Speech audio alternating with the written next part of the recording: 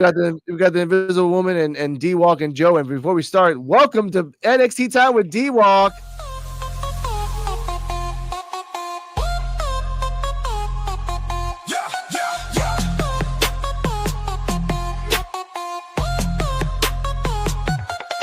It's a new day, yes it is. I'll be giving them new trades, new flips, bandwagon when it fits. Just tune in for the bits. YouTube with the hits. D-Walk on the real tip, real. Me and Marcel ain't gotta take no sips. Fight me. We got the clips, that's a direct hit. Oh shit! Yeah, Hey, new intro coming soon, ladies and gentlemen. that was nice. That picture Yeah, you go on, got Joe. up there with of Roxanne with when the words are in front of her looks like Yeah. she got caught like walking out of the shower. She's like, "Oh, Welcome to NXT Time with D Walk, Mr. D Walk. Take it away. What's happening? This your boy D Walk. We do it on a Wednesday, like I said. We do it whenever we want to feel. Like I said, I got people with me at all times. I got my partner, Mr. Joe B and CO. I got my other partner, Mr. Invisible Man, Mrs. Invisible Woman. How everybody doing, man? What's up? We here to talk about wrestling today. This was a very, very, very interesting NXT. Yeah, it Some was. highs, some lows, but Better than the last couple of weeks too. oh yeah, in a sense, Mhm.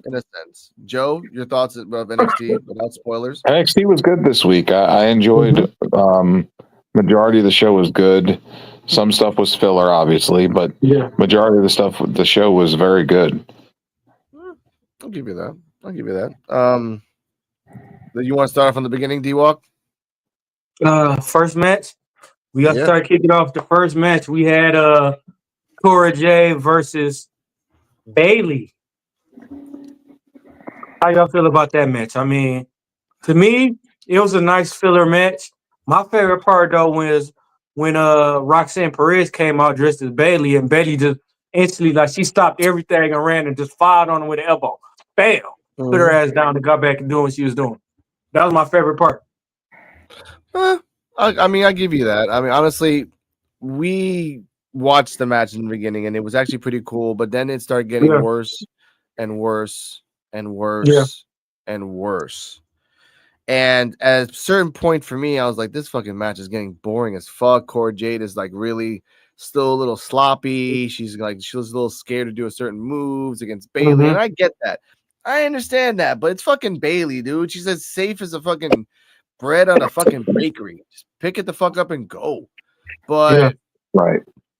but the old music, and me and Cardallo are watching this, and when I heard the old Bailey music, I just got up and like not got up, but like just spiritually like, oh shit, it's Bailey. But then when we look to the left, and then we see it's Roxanne, who looks weirdly like about the same size as Bailey, about maybe like 3 more inches less, and doing the same things. I'm like, yay.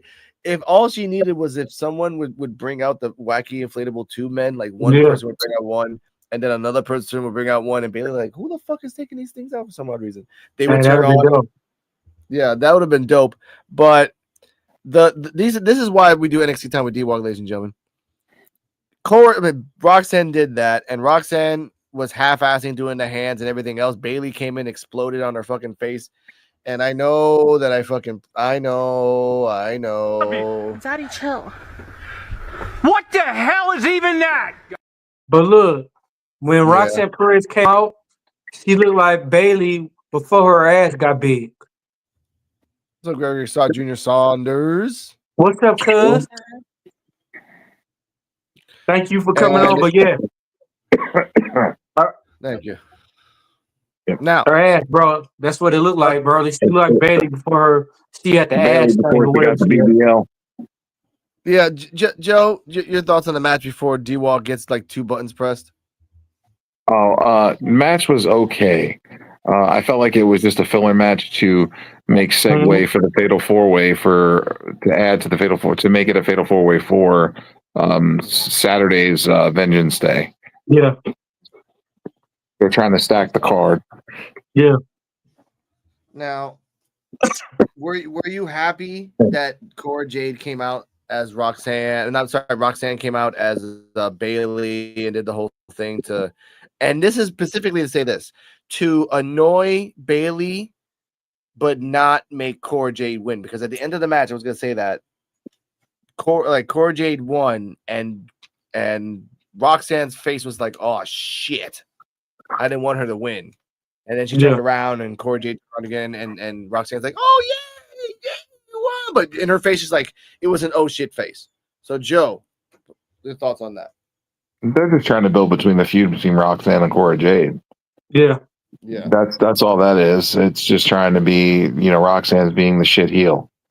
So she's trying to do everything she can to try to take the spotlight away. And she is I don't know, she's doing it. She's doing it well. She's doing a good job of it.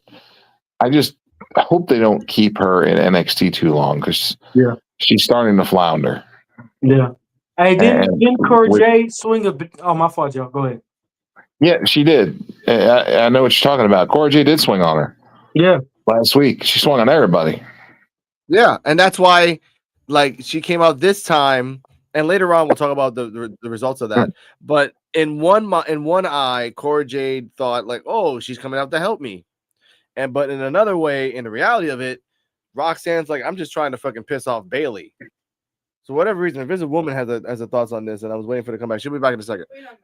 We're talking about the Cora Jade and Roxanne. No, sorry, Cora Jade and Bailey match, and the little things that we saw with Roxanne, with like Roxanne got pissed off and all that shit.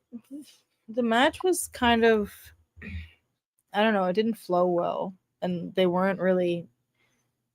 It was just kind of basic a little bit, which sucks to say. I don't know why they were keeping it simple, but yeah.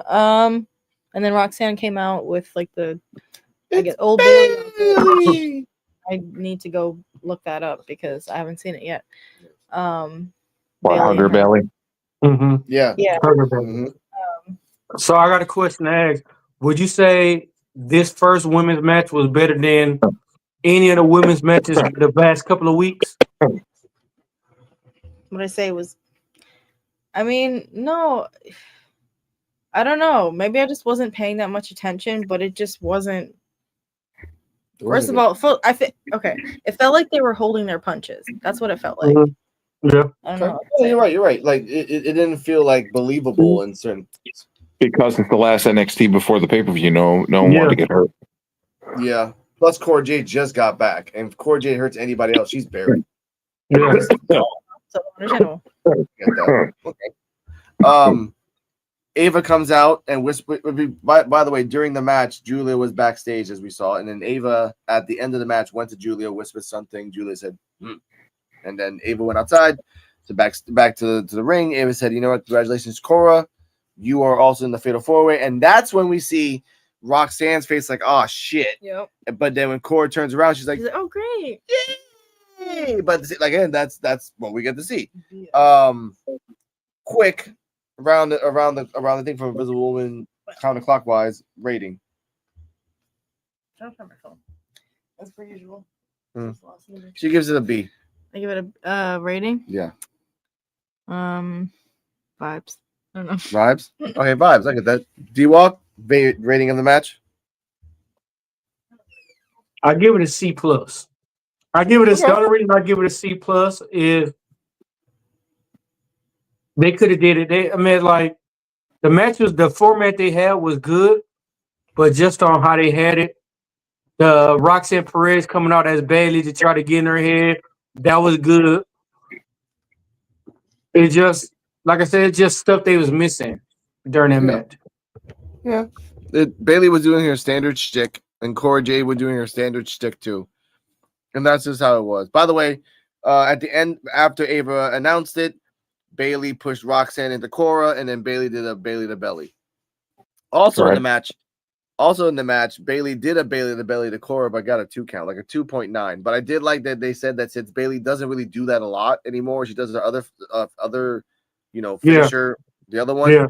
It wouldn't really make. And I understand that makes sense too. Like if you never polish and finesse your first finisher and you use it as your second one, but rarely do, I didn't like it though. I really wanted, if they were going that route, Bailey to win with the Bailey to belly. Like right then and there, like, Bob, Bailey's back. I thought she's won the championship in NXT so many times. Right there. Dun, dun, dun. But they didn't go that route. So I respect that. I get that. Also, here we go. Because I really hate this part. This is at 10. Backstage. So Ruka talks with Zarya and wants to take her to the beach to train. Because, like, you know, they're like, hey, we want to train. Like, all right. And then Nikita Lyons, which we have not seen for about 2 months, comes back and says, "Oh, has a snide comment and tries to say one victory doesn't team make." It suggests Zarya is being held back by Soul, but Zarya isn't having it, and they end up making a match for later tonight. We see Obafemi walking backstage and go to break. Back from commercial, we see Rich Holland warming up for his match tonight. Obafemi makes his entrance and gets to the mic. Now, give me a second. I think I have a button for this. Give me a second, ladies and gentlemen. Love is great. What? Oh, that didn't work either. My bad. 1 second. Nope. I'm trying to find the right one. Actually, maybe.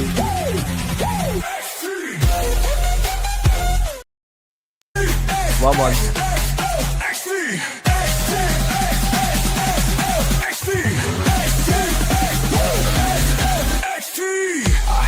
World Cup. This your number one contestant in the Woofoo World Cup.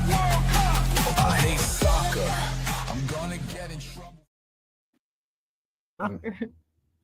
I didn't make the lyrics. I don't know why the songs I made for D-Walk, it says I hate soccer. I don't know why. I didn't make the fucking lyrics, bro. Anyway. Crap, what was I gonna say? I was gonna say we need a clip for when you can't find the right clip. Thank you. Let's talk about the Obafemi and Waller and all this stuff, right?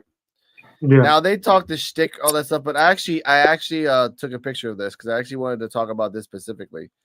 I have it right here. Here we go. Now, this was a conversation between Waller and Austin to themselves, while sweaty ass Obafemi was just watching because he was sweating like all on the side of his face. Kind of like the seaweed your mom made on the mural. Like it's like that whole little side. Okay. Now, Austin Theory, after they were talking about winning the NXT title, Austin Theory says, I haven't won, and I quote, I haven't won the NXT title either. I've been a United States champion. Grayson Waller retorts and says, and you beat John Cena. Same story as always. And let me tell you something nobody cares. Bless you. Austin Theory retorts and says, let me tell you something, Grayson. That achievement is something very hard to get, but it's something that you don't understand because you've never had an individual achievement. Grayson Waller says, what you don't remember is that at WrestleMania 40, I was on top with WWE doubles titles while you were on the floor.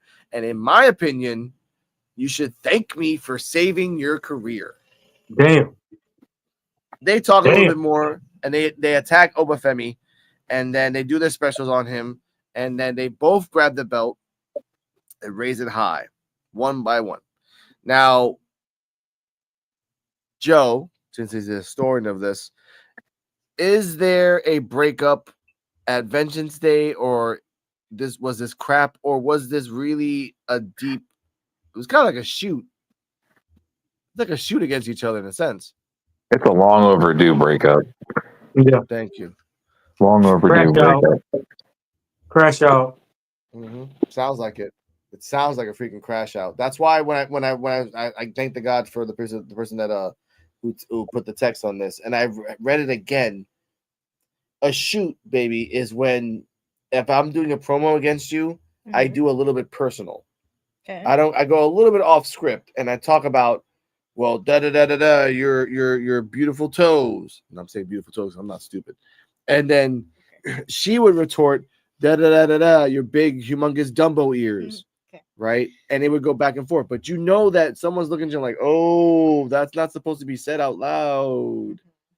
So I feel it was a shoot. So D-Walk, shoot, work, or just good script? That was a shoot. That's a shoot. I mean, like I said, the breakup should have been happened.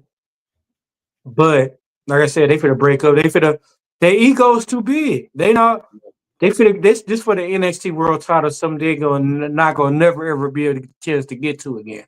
Yep. Their egos. Yeah, I get that. They finna I get turn. it. Like I said, like I'm gonna say it like this: how it's gonna go. Neither Grayson Waller or Austin Theory go pin over Femi. One of them go pull off each other. Then it's gonna be the end of it. They go, "What you doing?" It's all for one. Mhm. Hmm. Invisible Woman, your thoughts on that segment? I think you saw a little bit of it. What was the segment again? Obafemi and the And Down Under. The A-Town Down Under chilling out and fucking talking shit to each other. Then they attacked Obafemi at the end. Did both their specials. I guess the little twist at the end caught me off guard, but they're obviously still gonna beef it out for the belt. So I don't think they stand a chance against Oba, but and I think Trick's gonna intervene too. So Okay. Really? Why? Yeah, he's why? pissed off. Because he's pissed off. Yeah, but he has someone else that we're Yeah. gonna segue, which is an Eddie Thorpe gets a video package where he talks about trying to do the right thing and getting disregarded and screwed over, and now vengeance is all that he seeks, and he'll leave this mark one way or the other. Okay. Now, I know we're starting to hate fucking Eddie Thorpe because he's just like Trick. Which is not it's You know, booking. It's booking's fault. and Trick gets handed one. First off, Trick doesn't really get handed anything. He has to fucking fight like 6 or 7 guys before he gets a championship match. He has to be in a fucking tag match. Like he gets hurdles over hurdles. His character is his character. But this promo sucks freaking donkey balls because first he had the cult robe, and that's gone. But this is the thing to me how I feel. Trick done wrestle his best friend that was champion, former NXT champion. He done wrestle Obafemi. Yeah. He done wrestled goddamn Tony D'Angelo. And then Eddie Thorpe, how he just goes straight to the top. I know. I told Cardella this. No, I told Cardella this while we were watching this. I'm like, remember you looked at me all crazy. I'm like, what the hell's wrong with my boy? What?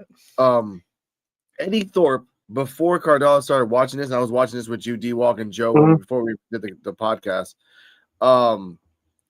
Like Eddie Thorpe was a Native American DJ hanging around a bunch of girls all the fucking time, who had a rivalry with Lexus King for about 3-4 fucking months.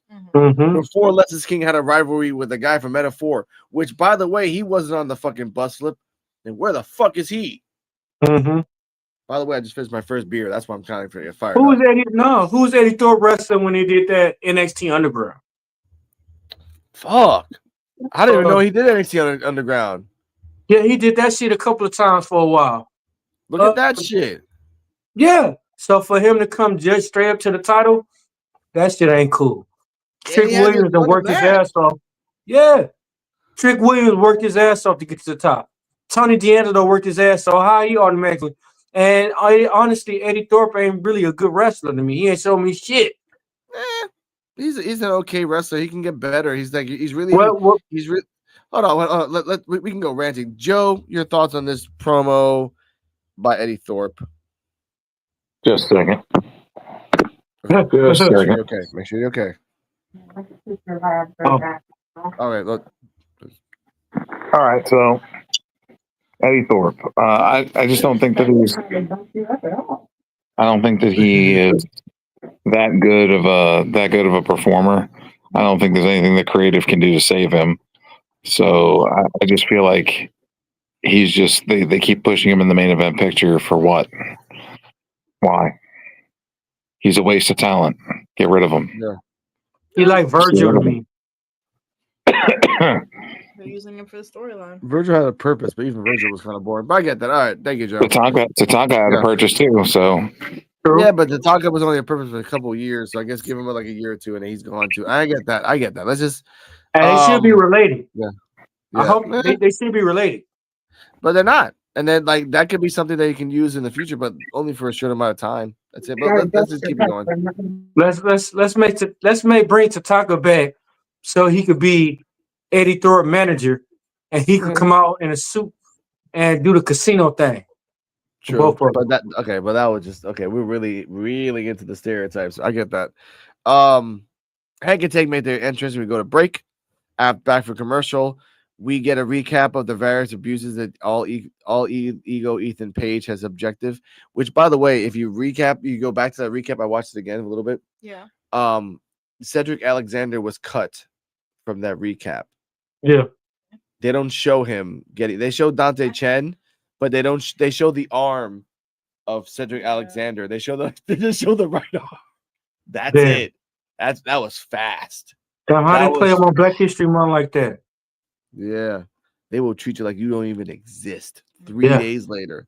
Now, we go to the doctor, same doctor that CM Punk didn't like, I think. And freaking, he said, he's medically clear. We had to expedite the process. But if he fights again and breaks his jaw, he will never be able to wrestle again, plus other damages. So they said that. Javon is with Ava backstage. Ava says, look, I heard everything. Javon's like, look, you heard the doctor. Let me get the match. Ava's like, all right, I need you to sign this. This The is a doctor waiver. said. The Yeah. doctor said 6 months. But He would then, be out for yeah. 6 months, but he said that he would never be able to wrestle again. possibly. Possibly ever. He used the word possibly. I heard I didn't hear the word possibly. I heard will never be able to wrestle He again. said he would be out for 6 months indefinitely, and he would possibly not be able to wrestle ever again. Okay. Okay, Words. so let's say Tuesday, he had shit closed. Yeah. A week and a half ago, he had the shit. He had the shit like the doctors put his shit on. Yeah. A week and a half, 2 weeks ago, he had just got punched in his shit. Yeah. So how the storyline I don't like is they fucking it up because it takes 6 weeks for your shit to heal when it's broke. When it's shattered, that's it. It's But done. they did say that they expedited the process. They probably gave him the same stuff they gave to John Cena.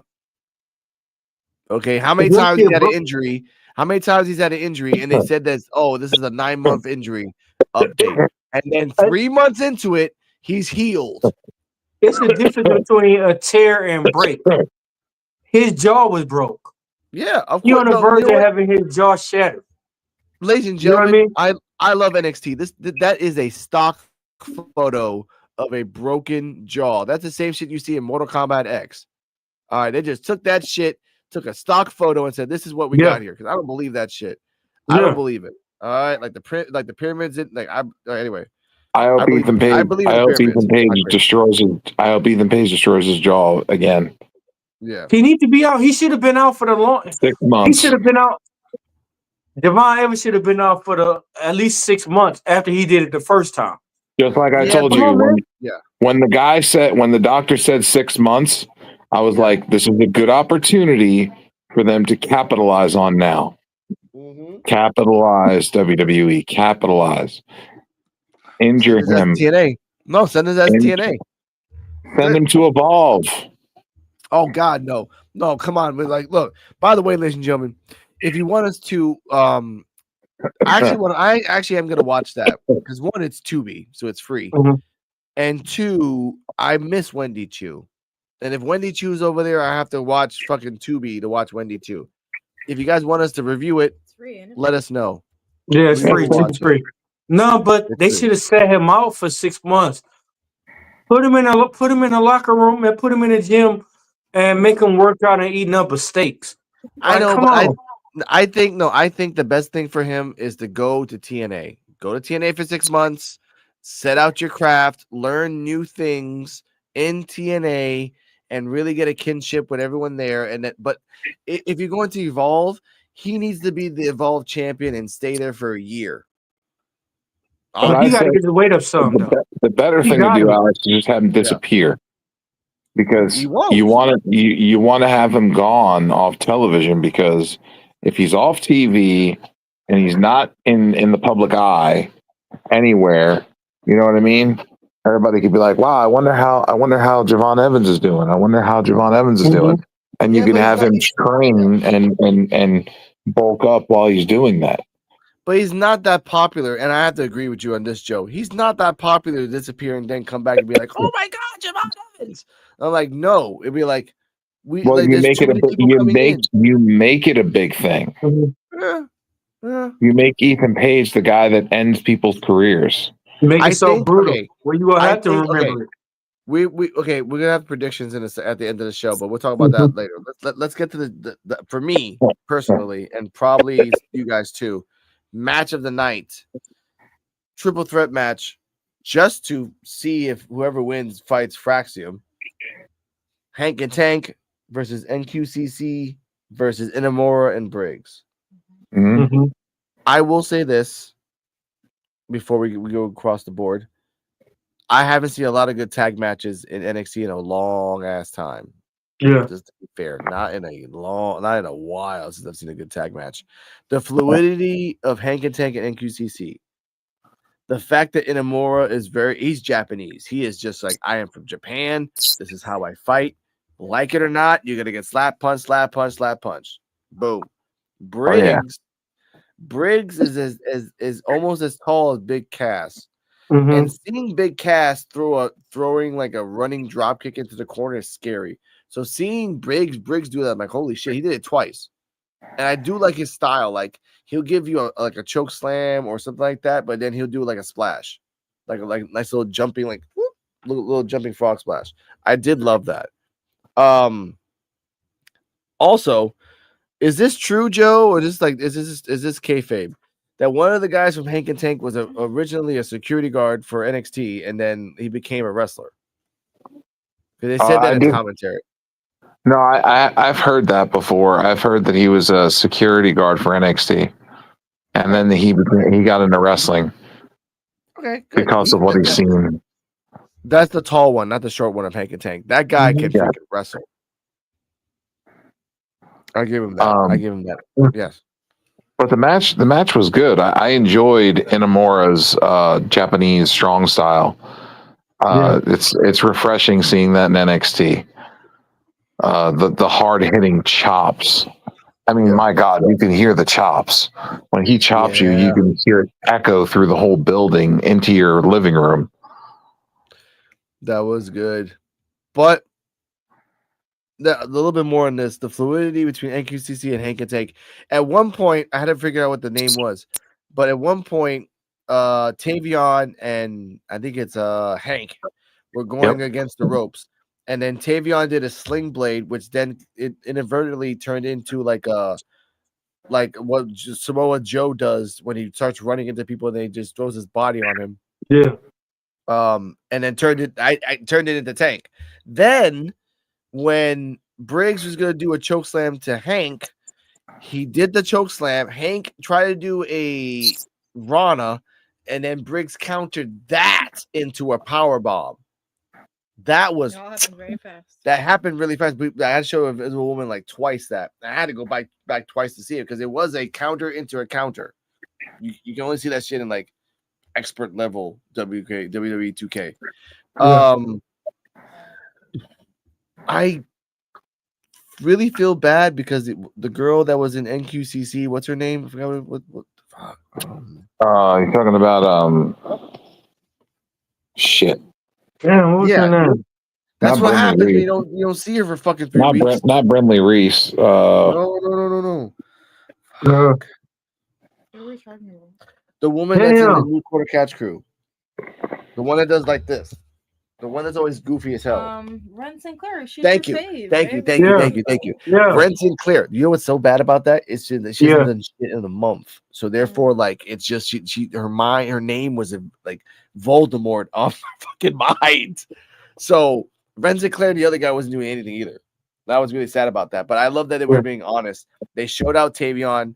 The other guy who's the freaking who you call that, the fucking Randy Orton copy, because he even did the Randy Orton power slam, and then when Randy Orton hold this, when Randy Orton does a power slam, he does this he does a little shuffle back like he was a badass. He did the exact same thing in the fucking match. Say boo. I'm like, bitch, you are not Randy Orton. What the fuck are you doing? Stop doing that. But in the end, and we talked about this offline.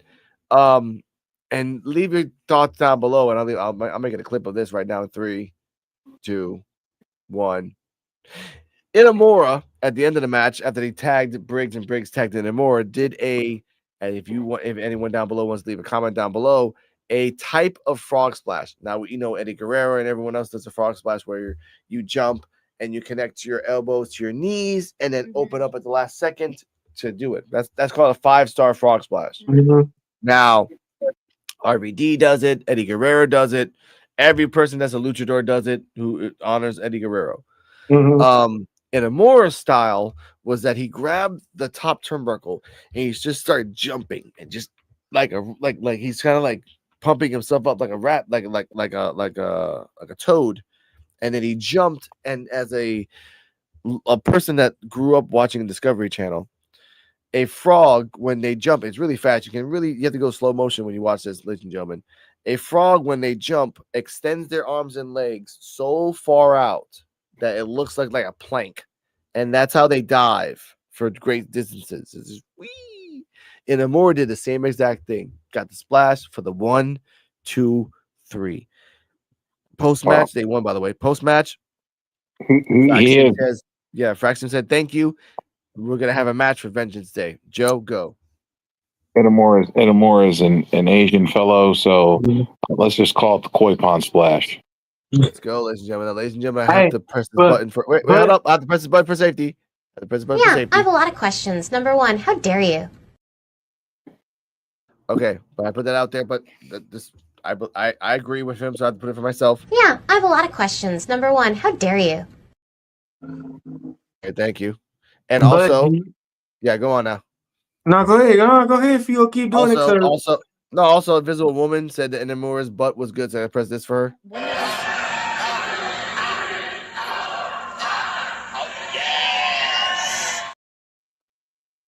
Okay, I got 5 minutes. I got 5 minutes until the button get hit on me. But do y'all see them beating Nathan Frazier and Nixon? Do you see them winning? Because I see it changing now. Because imagine this. Yeah. Hear me out. Jonathan Grissom joined No Quarter Catch Crew. Him and Charlie Dempsey win the tag team titles. Then what the hell are those two the guys doing there? Kick out Tavion Heights and the other guy. No, they still all gonna be in a group. No. Or you add Jonathan. You put Jonathan Gresham with that new group. With the mystery group. Yep. We'll talk about that later, ladies and gentlemen. We'll talk about that later. You up to something, Joe? You up to something devious right now? I know, but that's a good idea. Hold up, we'll talk about that later. Let's talk about that. Rating of the match. It was a good match, and I feel like this showed out for Hank and Tank a little bit because Hank and Stank. That's the thing. They're surprisingly athletic. They are. They're the fall team sometimes. Yeah, dude. Tank. Okay, Tank threw himself and did a tope con hilo. Not tope con hilo, but a suicide dive. But he did it like Io Sky. Now, and everyone loves Io Sky fucking suicide dives where she goes sideways. This motherfucker's 200 plus pounds, and he went sideways like just like a bag of rice. If the next match he does is crap, then I'll call him Hank and Stank. But in this match, from now on until the next bad match, he's Hank and Tank for me. He gets the respect for Hank and Tank. He gets the respect for that. I've been saying I like them on theatrics alone, but they showed that out. Involves athletics too. Yeah. So they showed out. All three of them showed the fuck out, and I cannot call them Hank and Stank like D-Walk does, because D-Walk's like Hank and Stank because they're boring. Yeah, they're boring when they're doing backstage segments. And they remind me of Public Enemy, bro. Yeah, Public Enemy 2.0. Fucking 90. You know, but they weren't That's what they're doing. But Public Enemy weren't as athletic as Hank and Stank. Damn it, Hank yes, and they Stank. were. Damn it, they called it Hank and Stank. Disrespect. They were athletic. Public Enemy was very athletic. Not like them though. Not like what like I didn't see none of them do a suicide dive and throw themselves like fucking Io Sky. Yes, they did. Or they did. I didn't see those matches. My Did bad. you watch enough? Did you not watch enough ECW? No, I did watch a couple of watches ECW when it's mostly Sabu and RVD matches. So you seen? Have you seen Mike Awesome? You seen Mike Awesome do what he do? The tag matches. Okay. Yeah. I get But you that. gotta watch Mike Awesome do dives too. I get that. But back from commercial. Wait. What did you give me a damn rating? See, I'm good at evading the question there. My rating is a B+. Okay. D-Walk, rating of the match. I'll give it a B. B. All right. Joe, rating of the match. I'll go with an A. Mm-hmm. I like the match. I'll go with an A. Okay. I concur. A for me. It was a great fucking match. And I wanted Inamura and Briggs to win because honestly, we've seen Hank and Tank, we've seen New Quarter Catch Crew. The match, that match was only put together so they could win. Yeah, because they were building. They just wanted to give them a platform to showcase a victory so they can move on to Fraxium. Now, exclusive to have it in TNA, Fraxium met the Hardys, who are the champions right now, and they said one day we will collide. So it doesn't sound like a champion versus champion match. So it sounds like once Fraxium loses the belt, excuse me, which will be Saturday. Yes, which will be Saturday. Then Fraxium can fight the Hardys and win the belt, and they could be the cancer of TNA. Good for them! Yay! At TNA's next pay-per-view. That's true. This is not that far away. Now, but that's what they need. They need somebody from WWE. They need somebody from WWE to win the titles over there because it's gonna boost TNA. Yeah, Fraxium doing some matches over there. They will go. Fraxium go for the X title. Fraxium doing for like just doing stuff over there. Yes, 6 months. So the tag team like division in NXT can actually grow. They beaten almost everybody over in TNA already. That's what I mean. They need to get the fuck out because if not, as long as Fraxium's in NXT, it doesn't matter whoever's the fucking champion. Once Fraxium comes up and say we want it, they take it, and then we're stuck with them. They are right now, and again, Joe. I guess we forgot about this. They're 160-day champion right now.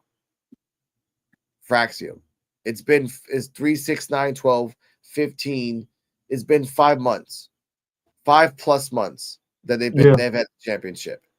They only had a week off. Yeah, it's time. It's time. Give it to somebody else. If Inamura and Briggs win it, I'm happy. That will give a whole new reset to the tag team division. Yeah. Everybody will go after Inamura and Briggs. Yeah, and I like that. But back from commercial, we're backstage with the D'Angelo family. Stacks apologizes for the way he's been acting lately and says pressure has got to him. Tony D'Angelo says he's got a cage match to worry about. He said, forget about it. And then that means he has to go it alone and he's good. Just forget about it. Next up, JDC versus Lexus King. I did like that Corey Graves said it's going to get weird because that's how, JDC is. He came out, did his weird thing. Lexus King came out. He let multiple people kiss the cup, which will spread diseases. And COVID all over again. Yeah. Which, by the way, ladies and gentlemen, please mask up again just for your safety. It's coming back all over again. Just saying it. Just mask up, please. Woohoo!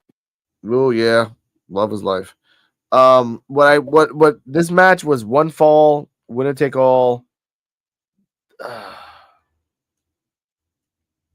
I give it a C. That's it. Cardala. What match are we talking about? We're talking about JDC versus Lexus King. Formerly known as Fandango. Which you didn't bring out a song. Yeah. I need to see previous matches, but right now it just feels like an identity crisis. But JDC, who was he fighting again? Lexus King. Lexus King. Lexus King? I don't know. This match was. I'll give it like a C plus. It wasn't that memorable. that. For me. What? Speaking of memorable, someone else is coming in. Comments? Yeah, Oh. someone else is coming in right now for somewhere enough. Speaking of which, Mr. Oh Krishan, shit! Oh, Yo, wow. what's up, fellas? hey, Oh, what's lady up, and NXT? lady.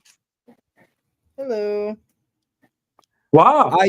Yeah, Mr. D Walk I literally just finished my show, and then I was like, you know Oh, what? D thanks. Walk invited me. I haven't been watching wrestling that much, so I probably don't have much to add. But You I'm didn't here miss nothing. You ain't missed nothing. No, don't be saying that shit. That we just literally talked about a really good tag match. Don't even talk about that shit, dude. We Okay. got pay-per-view Saturday. Yeah. Yeah, we have to do Saturday. Thank you.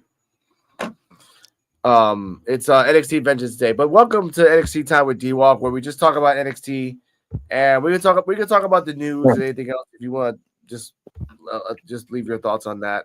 Yeah. We were just talking about, and I think you know about this wrestler, Fandango, aka JDC. He was just fighting Lexus King for the Heritage Cup. History of that, real quick. You used to fight it for like 5 or 6 rounds, 3 minutes, and falls count like just for in the ring, all technical. Now that Lexus King has won the belt, it's 1 fall, winner take all, no time limit. Just a simple match for the cup. That's it. So that's the story of the match. Fandango's coming from TNA, and Lexus King is trying to basically just cheat his way to his legendary status. Bless you, Mr. D-Walk. But y'all notice it wasn't about the match. You notice the more he wrestle, the dirtier he getting. Of course. You also notice that the entire match, I mean, pretty much the entire match, was all JDC. Yeah. Lexus King pretty much only had a couple moves. Yeah. Yeah. Wasn't a good match. It wasn't a good match. It was a very short match for the fact that JDC came out of nowhere, did his thing, people loved him, but only to be there for like 10 minutes and to lose. And the reason that he lost, ladies and gentlemen, is that at the end of the match, Lexus King, JDC is on the top rope. He did his leg drop, the one that he won against Jericho in WrestleMania at one point in his life.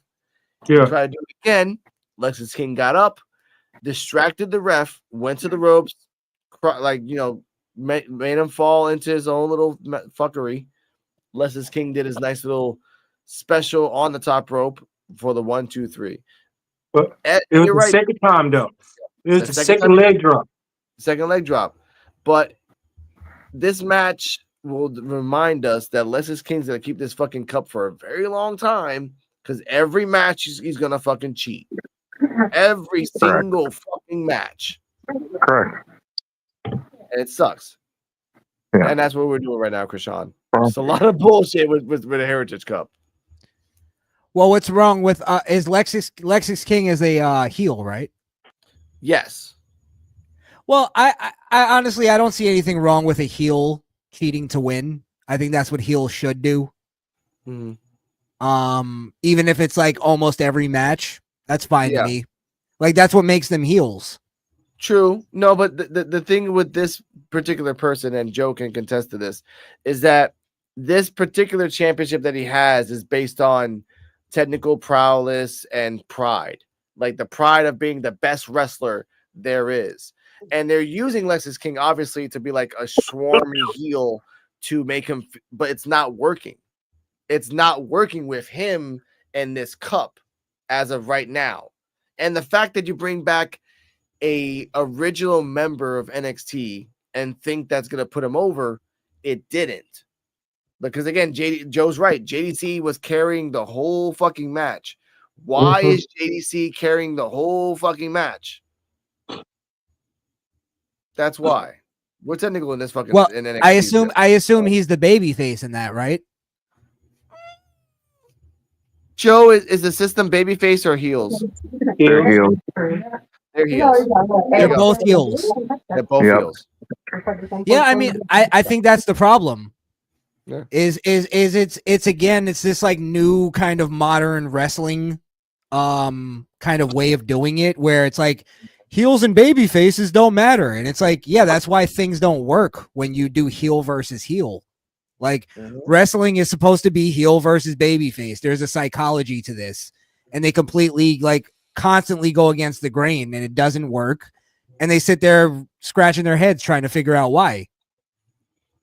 It was bad booking on the part of this match because again, Yeah. JDC came out last week as Fandango's music, and he was proud. He's like, "Hey, thanks for putting that music. I appreciate it, but I'm not that person anymore. I'm called JDC. I'm with the system," and he just, he's putting it out there. So this match, let's just put Joe. Give me a rating. He's quiet. D-Walk, give me a rating. Sorry. Okay. Give me. I like the match. I just, the outcome was kind of quick. So let me give it a B. Oh, damn. Okay. I'll give you that. High. D-Walk rating. I got to give it at least a C plus. I mean, you got to give them effort though. They is trying to do a cross entertainment thing with each other. So I got to give it a C plus because it could have been better. Yeah. I give it a solid C. Honestly, it was a moderate match for me. But if they did it right, they should have had JDC win it, and that would have gave TNA a whole lot of buzz. Yeah, but this match was for the cup, so there's too much on the line. Yeah, that's what I'm saying. So it should have been. But you could have had the system come out. Yeah. And they on the game. They on the system could have came out and like surrounded the ring or whatever. Yeah. Intimidating Lexus King, catching him off guard. Moose can come out. Moose can come out later and say, "Hey, I want to go after the fucking belt. You hurt my boy. Let's do this." Hey, this is crazy though. WWE 2K25. Moose is one of the DLCs. Moose is one of the DLCs because they doing Moose is on there, gonna be on there. Joe Hendry gonna be on there. Moose is on the game, but they ain't never show Moose yet. Yeah, I heard they're doing a TNA. I heard they're gonna do a TNA DLC pack for the 2K25. Yeah, I heard the same thing, Joe. Nice. You heard the same thing? Yeah. I don't know how true it is because there's always a lot of like false rumors when 2Ks come out. But no, I think it's more of a reality because since Joe Hendry is on the rise, as a TNA wrestler, and if you have a multi-year contract with them, the smart thing is let's put a DLC. Let's give TNA 2% of the contract and we'll keep 98% of it. But yeah, Joe Hendry's out on the like they will buy. They will buy that stuff to do it because again, Joe Hendry right now, projected wise for the next 6 months is going to be mega over with anybody he wrestles with. I told you WrestleMania. Joe Hendry. Sorry, go ahead, Joe. I told everybody that WrestleMania look for it. It's going to be John Cena versus Joe Hendry for the TNA World Title at WrestleMania. You're right about it. You're right about it. Yeah. But I will say this: I was surprised by Joe Hendry's and I know I'm probably in the minority here, but I was surprised by his reaction at the Royal Rumble. Yeah. I was like being skeptical, and I didn't think he would get that big of a reaction, but his reaction was insane. Like, I expected more. I expected more. Like again, his TNA, it's basically, and Joe knows about this too. It's basically Matt Hardy all over again, circa 2013-14, when he did the whole crazy shtick. He's getting TNA over right now. It's only Joe Hendry, and I respect all the wrestlers over there. But the only reason I'm watching TNA is to watch Joe Hendry. And you have the Hardys back in TNA right now. Literally the Hardys in TNA. And I'd rather watch Joe Hendry. Because it's just funny. He's like the good version of Elias and John Cena combined. Yeah. He had a bigger pop. He had a bigger pop than Nikki Bella. Mm-hmm. Yeah, I'll tell you that much. Ugh. I Thank you, about Bella. That's how that. everybody feel. I mean, But- you know, yeah. she's still Who's on something next? to look at. She's still something to look at. Don't get me Of wrong. course. But Yeah. Look, until they make it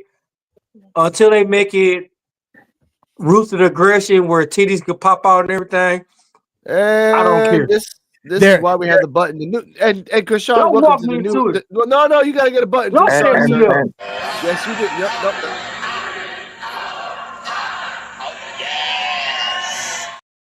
Y'all set See, me if up. Y'all knew what I was gonna if say. Y'all set me up. Look. If WWE is smart, they make their own OnlyFans Mm, and they use their talent on the OnlyFans to Yeah. bring in more revenue A1. to the company. You know what, Joe? That is the new age version of their divas doing Playboy. Yeah. You're right. Yep. Patreon or Yes. Discord. There's lots of other sites that you pay for. But there's also something that came out right now that Shotzi Blackheart has a OnlyFans where she does stuff that I don't want to say. That's kind of icky. Shit, that's the way No, you motherfuckers make. You kind of got That's to say it now. Yeah. No, D-Walk just said it when the first word he just came out of his mouth. Shit. Let's just leave it like that. Hey, Let's see two motherfuckers girls making doing money something. off that shit now. I'm debating if I want to make me an OnlyFans, bro. Motherfuckers, I seen somebody around the corner. They was driving a Cadillac like 3 months ago. Now they in a motherfucking Bentley. Shit, I'm like, damn. Should I start an OnlyFans now? Yeah. I'm There's just a saying. lot out there. There's a lot out there, and right now WWE is being very fucking lenient on women getting like OnlyFans. Oh, I'm just showing my feet. Start with feet. Yeah, that's my major problem with WWE is that they don't sexualize their divas enough. No. They try to like pretend they're not sexual beings, but it's like, yeah, well, like they come out wearing like fishnet stockings and leotards to wrestle, but they're not trying to be sexual. It's like, come on, stop. Let's not forget about the Jacqueline and Trish Stratus and Sable era. Come on. And Exactly. That was the best and era. let's not. I was just about to say, D-Walk, let's not pretend that wasn't the best era of women's wrestling. Like it was the most profitable, it was the most entertaining, and it was the most sexual. You think there's a correlation there? No, there is in a way, but right now in NXT they're doing that in a literally we're literally gonna talk about that right now. Oh God, I really don't want to talk about this. We're gonna skip a lot of things because of special Nikita guests. Lyons and Zarya. Yeah, literally, we're gonna skip a whole bunch of things. Nikita Lyons versus Zarya, ladies and gentlemen. Match was very. First off, Zarya can hold her own against Nikita Lyons. I'll give you that. Hell yeah. Second, Oh yes. I did respect that because Nikita Lyons is a big ass woman, so I respect her. Emphasis I don't on respect ass. her. No, just big ass woman, like big as in fat, ass as in big ass, straight up. That's like that is Big totally ass my with a type. BBL. Yes, I love exactly. a nice piece of meat. Now It looked like she'd be in an OPT video. I know Zarya tried to do a power bomb on Nikita, but was countered with a Frankensteiner.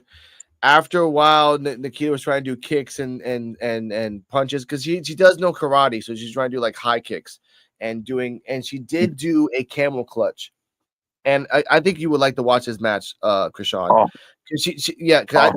I remember this move. She did a camel clutch on Zarya, but then she just did a complete split on the back of Zarya To make her flat. literally just like flat. And it was like, damn, she's like, holy shit. Like, Krishan, when you get a camel clutch, the opponent, the guy that's in the move is on his knees. Yeah. So she used her weight and did a split on her back and used her weight to shove the opponent flat to the ground. Yeah. Her ass was the weight and her legs was it was actually pretty fucking cool. It was actually pretty cool. That. I'm actually looking up a clip right now.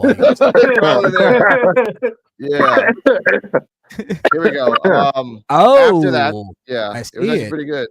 Lions with super kick for 2, taking Zarya's back. Camel clutch applied, which is what we're talking about right now. Zarya fights out of it, but bounces out of Nikita's hip. She rolls out under the Vader bomb, which Nikita does the Vader bomb, Yeah. and then Zarya with a spear, and from a spear, Zarya picked her fat ass up and did a nice little F5 or F10. Yeah, she does if you that wanna like call it. right to left side F5. Yeah. It's like a backwards F5. Yeah. For the 1, 2, 3, Zarya wins. And then, which is really cool, that like at the end, like So Ruka like shakes her titties at the last second, like, I'll shake my titties. It was kind of weird. Obviously, other than that, backstage, Kaylani was fighting. Backstage, not fighting, but like saying to Fallon Henley that I'm going after the belt. Jada Parker said to Fallon Henley, I'm going after the belt. Ashanti came out from the back. 2.0. Exactly.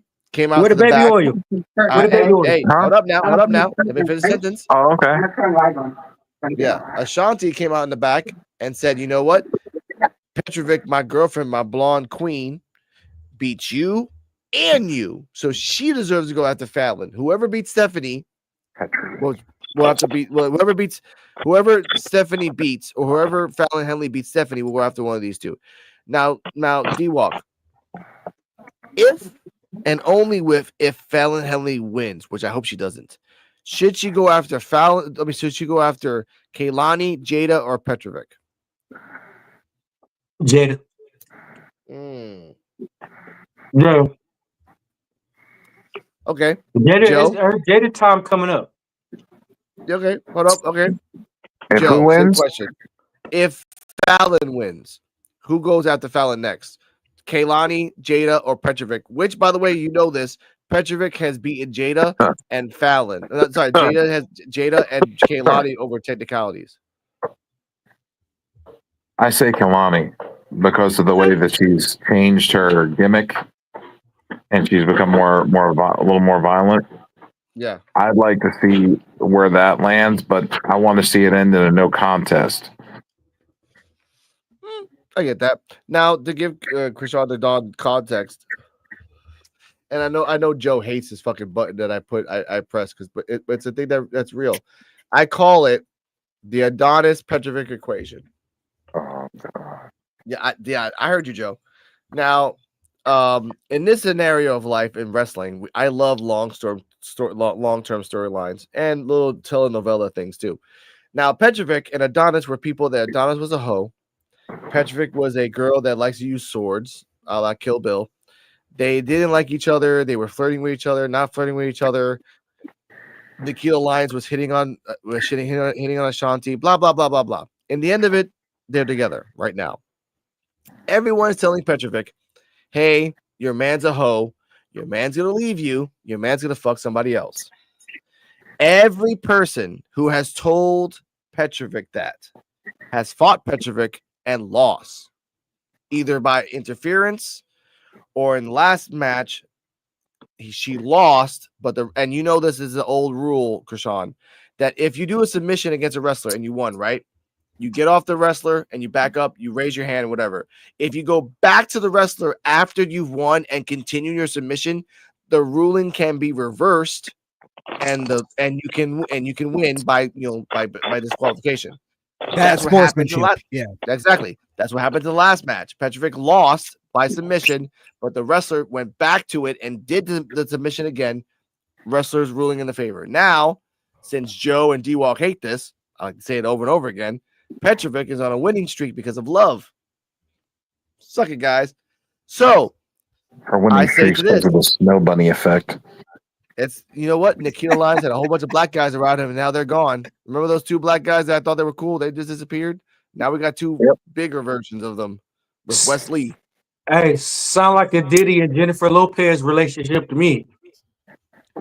Sounds like a Brazzers video waiting to happen.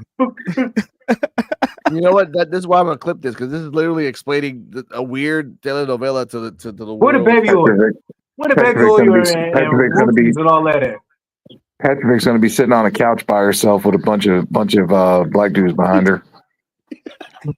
And with that, we'll keep it going with NXT Time with D-Walk, ladies and gentlemen. We're gonna cut it right there. All right. After that, wait. What was the you were going with like a sort of a storyline with Okay. Now, relationship storyline thing. yes, should a relationship win a belt because of the fact that no, this is Krishan's answer, because of the fact that she's winning only because of the fact that every time someone talks bad about their love, they get into a match and by weird coincidence or weird circumstances they win. You know, I'll say this. I'm not against you, Alex, as much as I want to be. I think love and a good relationship, a good woman can motivate a man to do great things.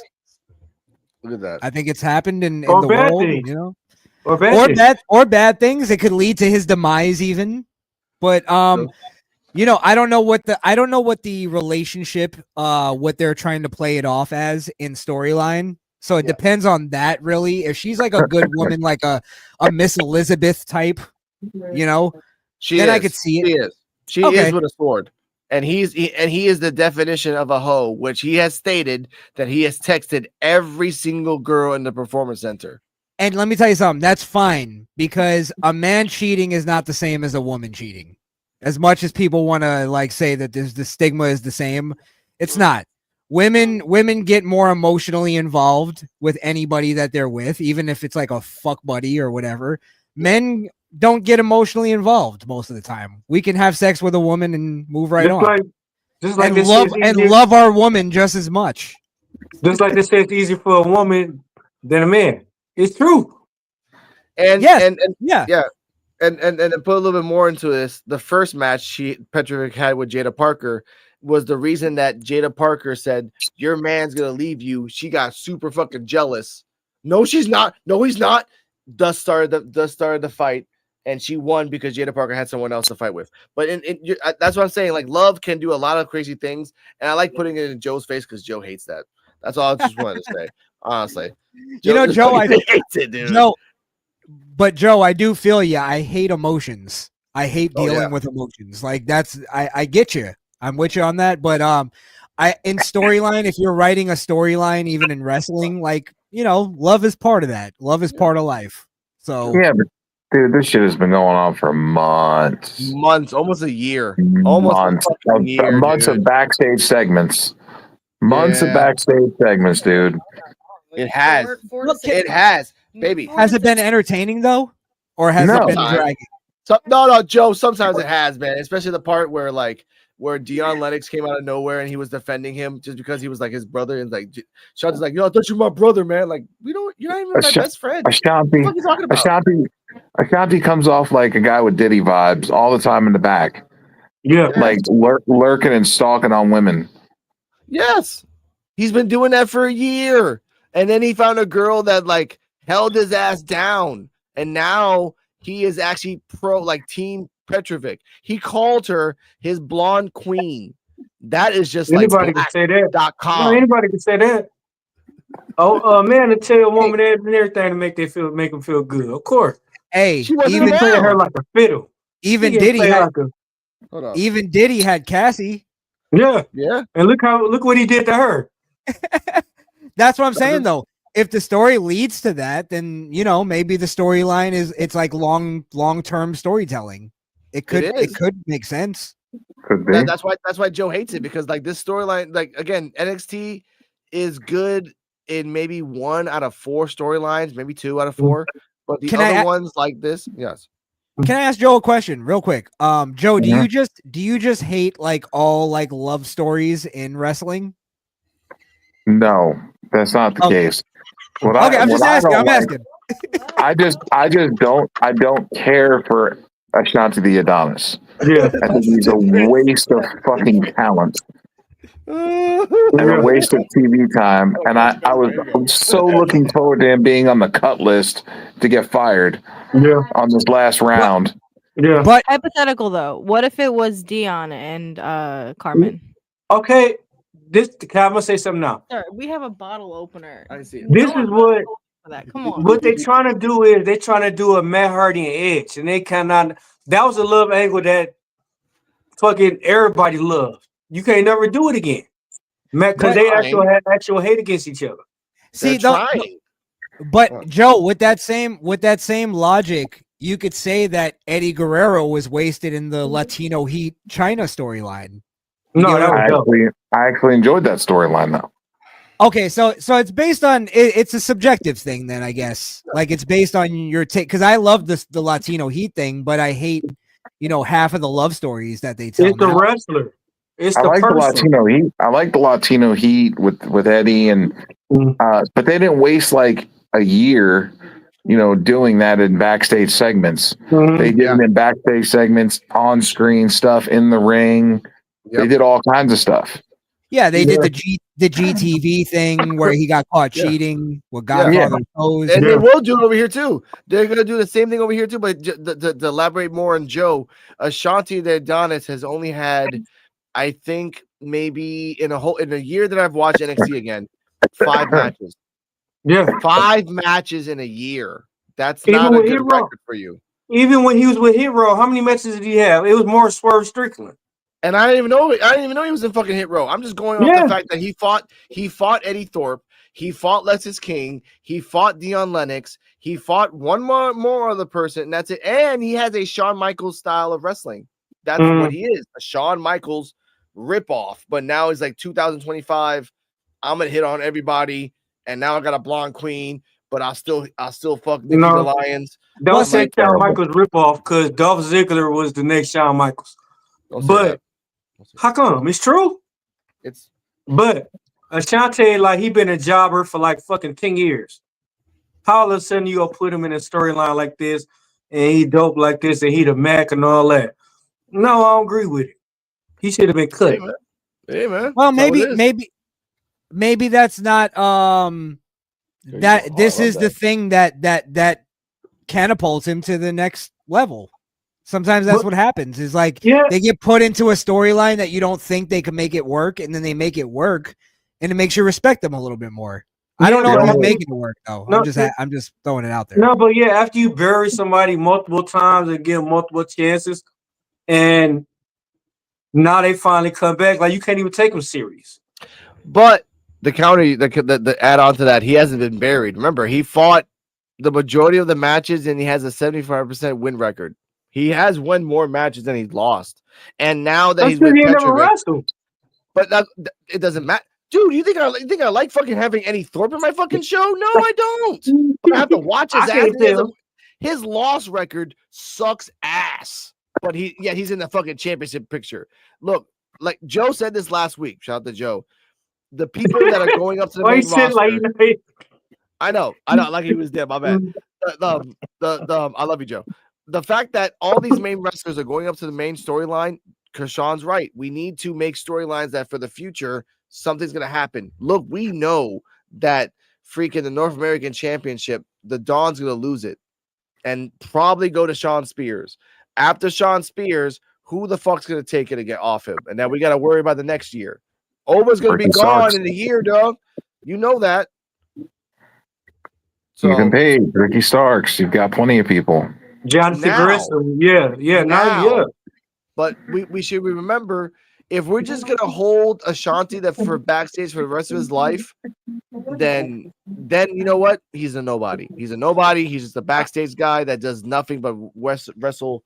He basically is the Tyler Breeze of NXT. And ladies and gentlemen, Tyler Breeze didn't fight a lot. How old is Ashanti? Does anybody know? Like 30 something, 32. Let me see. I got you right now. I think we sometimes get a little too like pushy, where we want things to happen like right now, but it's like, for instance, like we got to remember, like wrestlers can kind of have careers up until their 50s, okay. Sometimes their 60s if they're lucky. You know what I mean? He's 32. Yeah, like we're talking like he has another. If he plays his cards right, he has another 20 years of wrestling in him. You know what I mean? True. Like true. Wrestlers can wrestle. But right now his wrestling career is based on what they're giving him and what they're giving. Again, you give chicken shit and you can make chicken salad. Right now he's stuck in a blacked.com storyline with Petrovic, and he's been stuck with that for a year. If they play the cards right, he can win a championship. Like I said, by love. by weird coincidences and by weird circumstantial evidence. Once he gets a championship, as Joe and D-Walk and I have always said, what are you gonna do after that? Like, you can't keep doing this shit over and over again for the rest of your life. You gotta like back it up. Well, also we gotta remember it's NXT, so there's always the call up. Once you're done in NXT, it's like, all right, let's call him up. Let's see what he can do on the main roster. But it's becoming more like NXT 2016, 13, 14, 15, 16, where I think they're gonna keep them for like more than a year, maybe 2 years.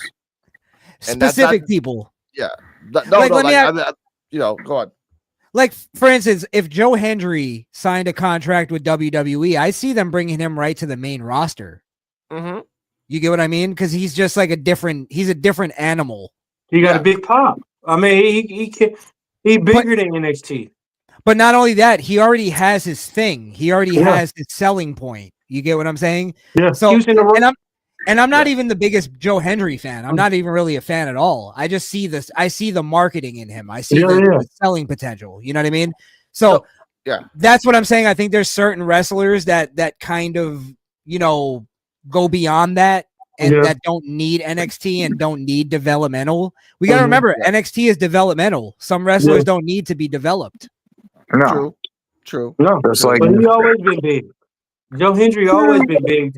This like what his first or second Royal Rumble major Royal Rumble that was in. Second. Second. That's big right there. Well, give me a second, Joe, before you go. Also, it's okay. Joe Hendry already has a rival with Ethan Page. We've already said this on NXT Time with D-Walk Wednesdays at 9:30. Hit that like and subscribe. That once Ethan Page connects with Joe Hendry and any platform, the song that was invented by Joe Hendry is gonna last forever. And he said it on a wrestling podcast that like mostly all wrestlers that get a song by Joe Hendry, they're fucked at the end of it all, because if anyone listens to the song, again, my girlfriend and I love the song that they made to Ethan, which I love to say right now, Ethan sucks, believe in Joe, Ethan put on some clothes. And to this day, Ethan says that if he ever puts that shit back on, he's gonna hate it forever, and that's a rivalry. I love that. And you're right; it's out there forever. And with Ethan, Joe can fight anybody. And I like I said, he's Elias and John Cena combined, done right. He's a super baby face. He makes his own music. He can wrestle because he's a veteran in wrestling. He's more than 10 years, like about 13 now. So he can go. I want him to go. And the thing that WWE has always said, they've been very transparent about this. The one thing that they look for in every wrestler, any wrestler that's ever been on the top, is can they get a reaction from the crowd, whether it be good or bad. And Joe Hendry gets a reaction. Love him or hate him, he gets a reaction. And when he got that reaction at the Royal Rumble, I guarantee you Triple H already saw dollar signs here because he takes from the Vince McMahon class of booking. Like it's about the money. It's about the success.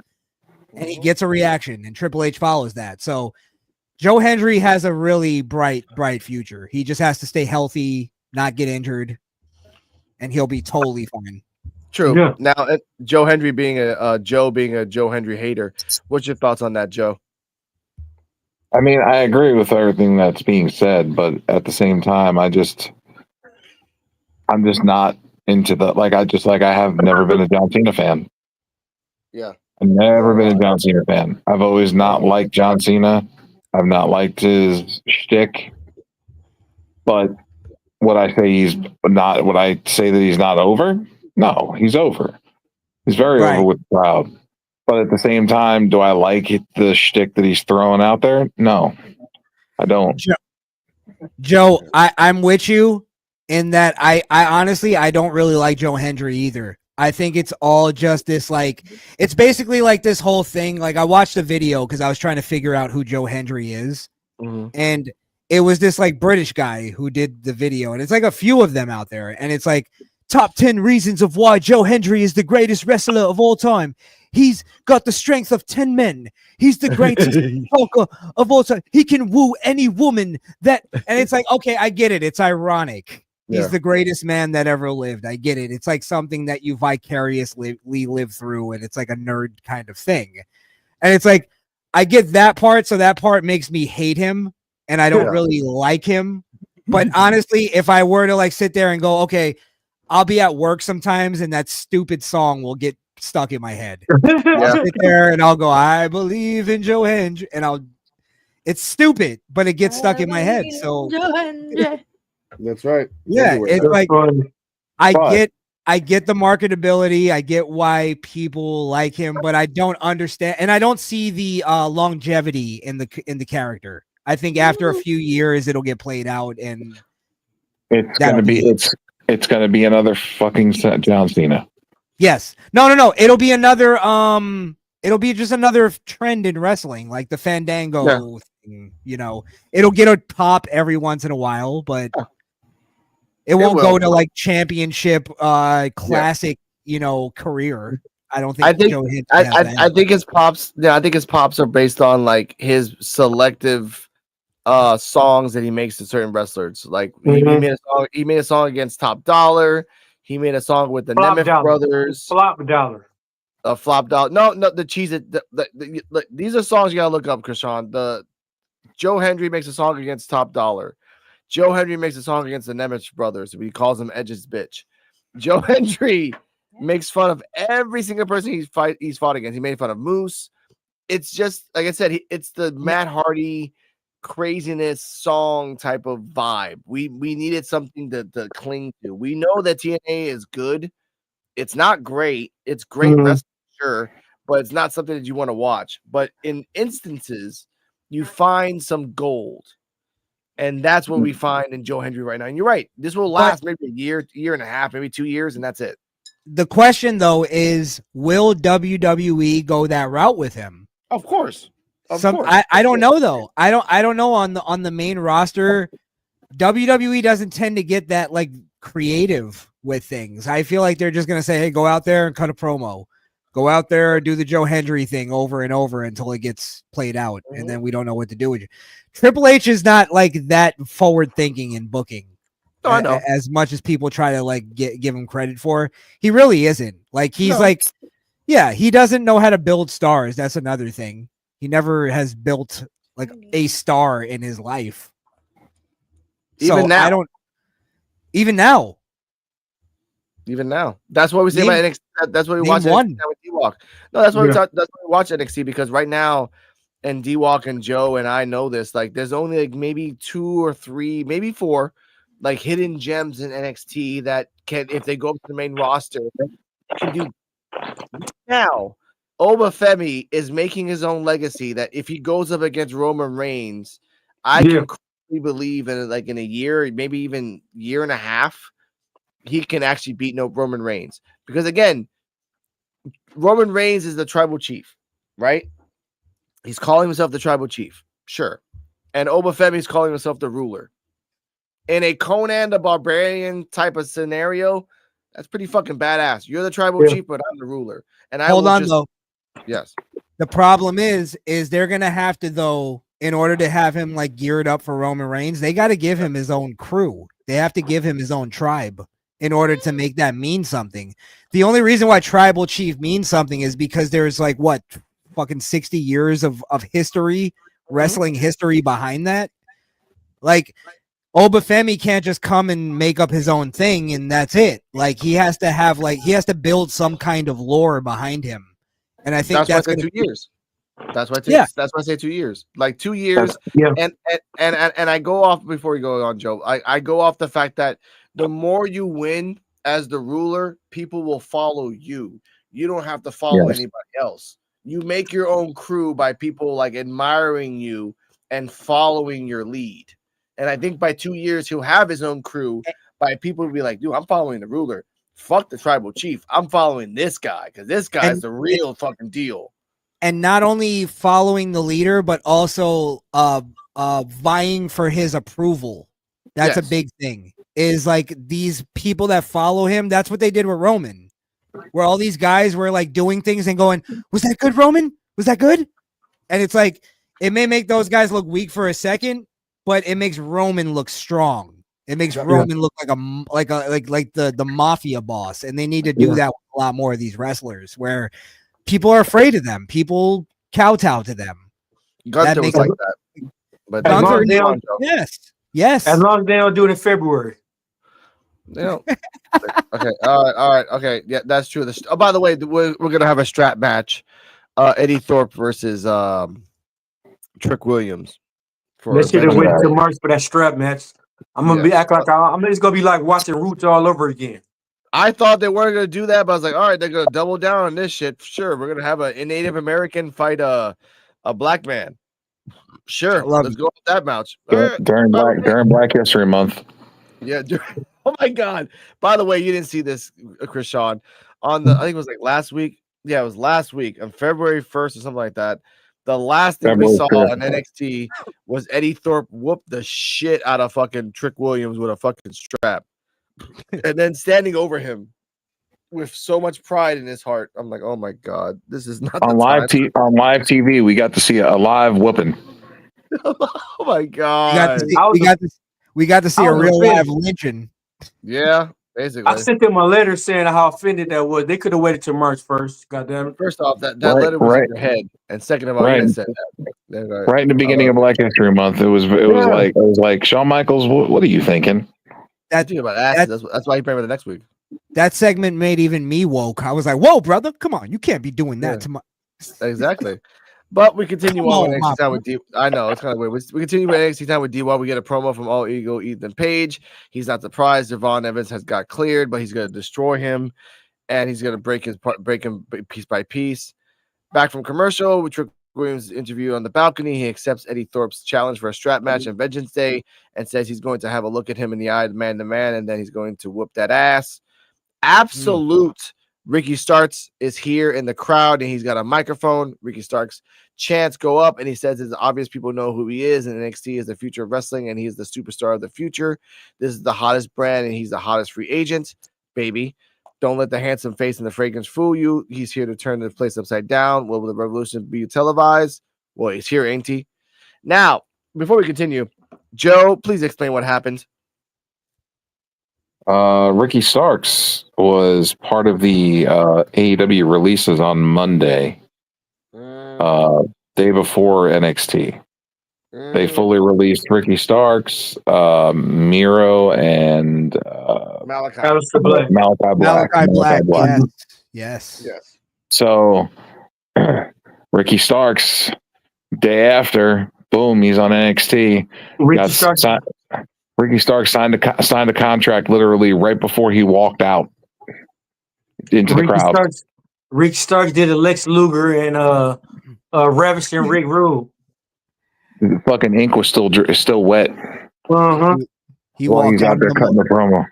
He walked out of the Mall of America. Yeah, pretty much. Pretty much. Bro, when he walked out, the crowd popped. There was a huge pop, and then he cut a little promo. They didn't want to say what his name was. Well, they haven't figured it out yet. Yeah. They hadn't figured out what they were doing yet. Now it's going to be Ricky Starks, so they're good. Oh, they got the approval. Yeah, well, they had approval. They just had to get it signed off. Ricky Starks had to sign off on it. Yeah. Okay. Like I said, it was just legalities that weren't worked out before he walked out there. So they wanted to make sure that after he walked out, they got everything else settled, situated, and settled. Gotcha. So it's still gonna be absolute Ricky Starks. It's still gonna be the same. Yeah. I'm not hating on him. I just look forward to seeing what he's doing with NXT. Look what they did with Ethan Page. Yeah, they killed it with Ethan Page. The promo was good this week. He got cut a good promo, and I mean, when he first got there from AEW, he was world champion inside 6 weeks. Mm-hmm. Yep. But look, go on. Oh no, I was just gonna say I kind of hate Ricky Starks, but the one thing that I can give him is that he at least has one thing that most wrestlers don't have these days, and that's a personality. Yeah, charisma. Love him or hate him, He's got a personality. I kind of hate his personality, but that might work for him and might work as a good heel. So I'll give him a chance in the WWE system. He may True. work out. Yeah. Yeah. Go ahead, Alex. Sorry, I cut you off. No, quite all right. Now, to continue before we get to WWE, him being WWE, we have to recognize his accomplishments. He actually beat CM Punk in AEW. He had a title. He was pushed, and I've always liked Ricky Starks because I watched him in NWA. And anyone that want to watch what Damian Sandow did to his sanity, go to NWA. You'll see what he did there. Great stuff. But with Ricky Starks, it seems that Triple H has like a hard on for anyone that gets released from AEW, like a real fucking hard on. Yeah. And by the way, I will say this now. Miro's ex-wife was on Twitter like herpes, congratulating Miro. Oh, Miro, good for Miro, good for Miro. Like, didn't you just fucking divorce his ass? Why are you fucking giving a fuck about Miro? Yeah. Fuck off. That's how women, because that's how women like try to make themselves look better. Is like, look, I'm cheering on my ex-husband. Aren't I a good woman? That's a payday for her too. Yeah, it makes her look better. More than that. Or maybe they're on good terms. Who the fuck knows? No, they could be. But more than that, if Miro goes back into the company and looks good, then she can go back to the company and look good. That's why she's doing that now. Yeah. I'll be honest. I think those are three very solid people that AEW let go. I'd be really interesting, like, because I was looking back at a lot of like Aleister Black stuff, and I think he was like a really big missed opportunity. I think he could have been way bigger than he was. I always loved his entrance music. I thought it was I actually downloaded that song and I listened to it like as a song. And I loved his entrance. I loved his whole like setup. I took him for granted when he was in WWE. So if they picked him back up, I think that would be a big acquisition. I think even Miro, to a degree, to bring back Rusev, I think would get somewhat of a reaction at least, and he could be, something. Now, Krishan, before we get to Joe, would you like Rusev back or Miro? Because I know you're not really like known in what Miro does, but me and D-Walk and Joe know that, and I think I can speak for Joe on this. I would rather see Miro in WWE than Rusev. Miro is way better than Rusev. The Redeemer. I'm not at all familiar with what he's been doing in AEW, but to give you context, he is like, imagine a guy from the Crusades but born in 2025, but is a wrestler. Like he's doing this for God and his hot smoking wife. Okay. I'm cool with that. Yeah. But I don't know if WWE would touch something like that. That's a little, I gotta give AEW credit that I think WWE wouldn't touch the religious aspect of it. Yeah, because he would like come out and cut a promo and be like, "My gods have forsaken me." Well, since Shawn Michaels did it. He said, "My gods have forsaken me. They have turned their back on me." Yeah, but why would Triple H do anything interesting? Yeah. No, but y'all seen the picture? Did y'all see the picture recently of Rusev and Sammy's drinking together? Yeah.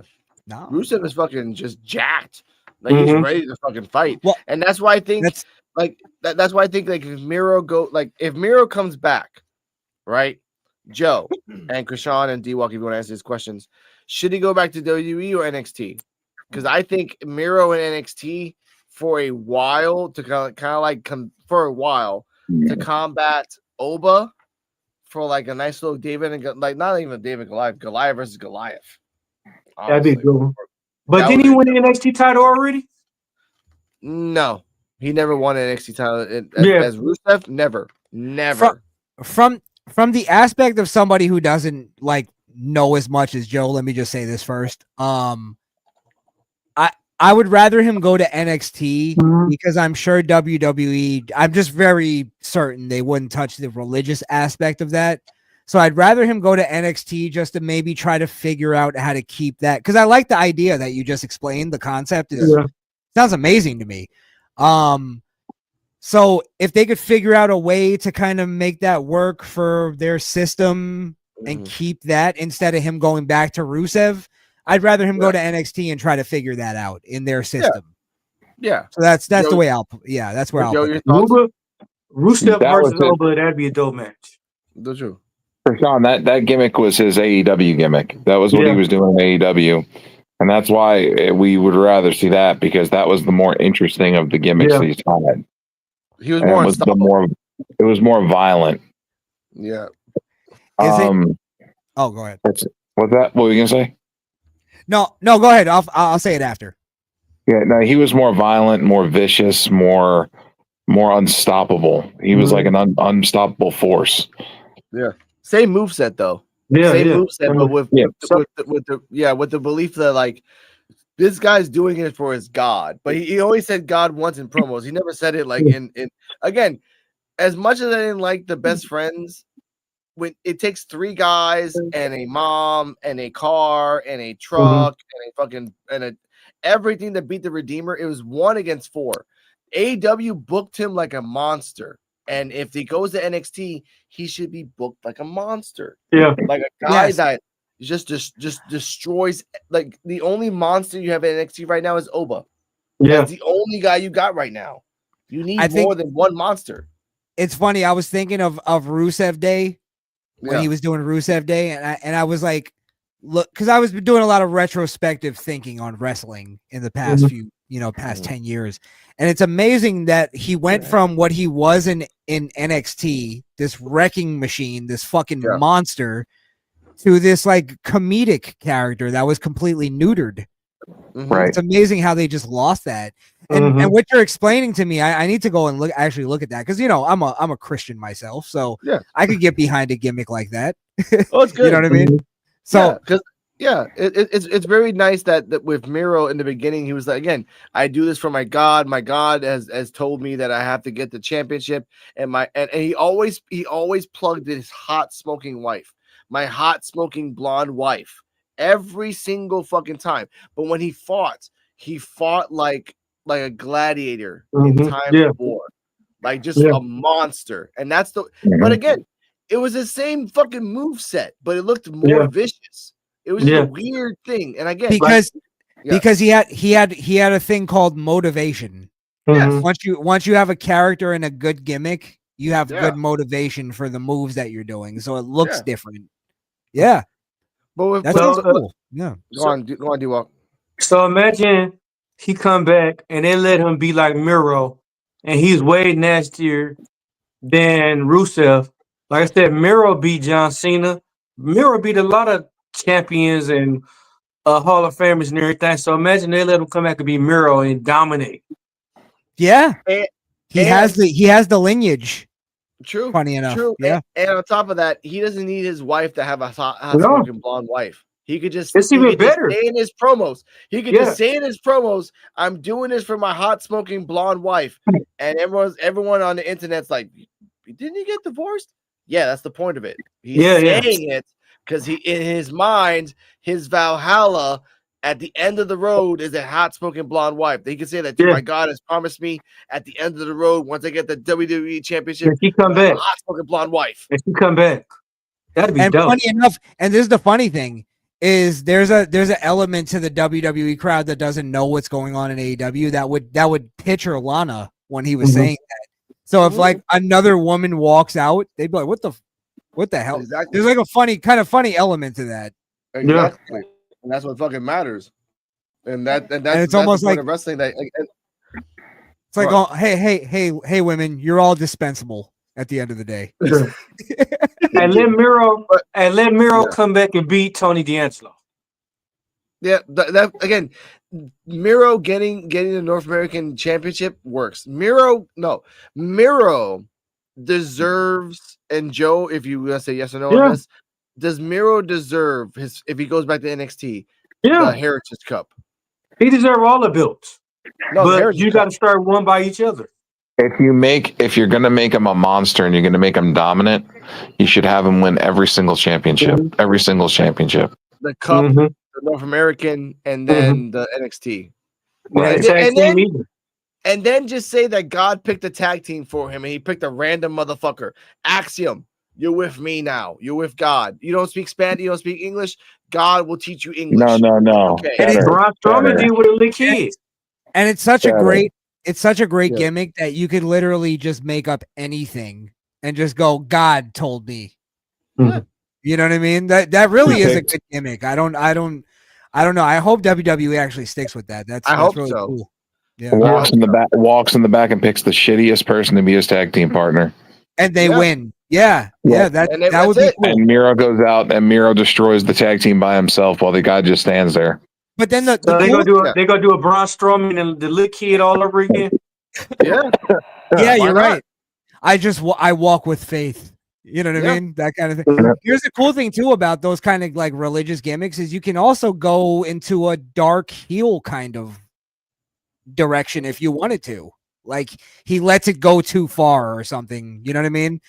So He does. He does in his promos. If you go back to AW, when people question his faith and when he thinks his God has forsaken him, he just goes in his promos alone. I'm like, this guy's gonna Yeah. just kill somebody and then like get away with it.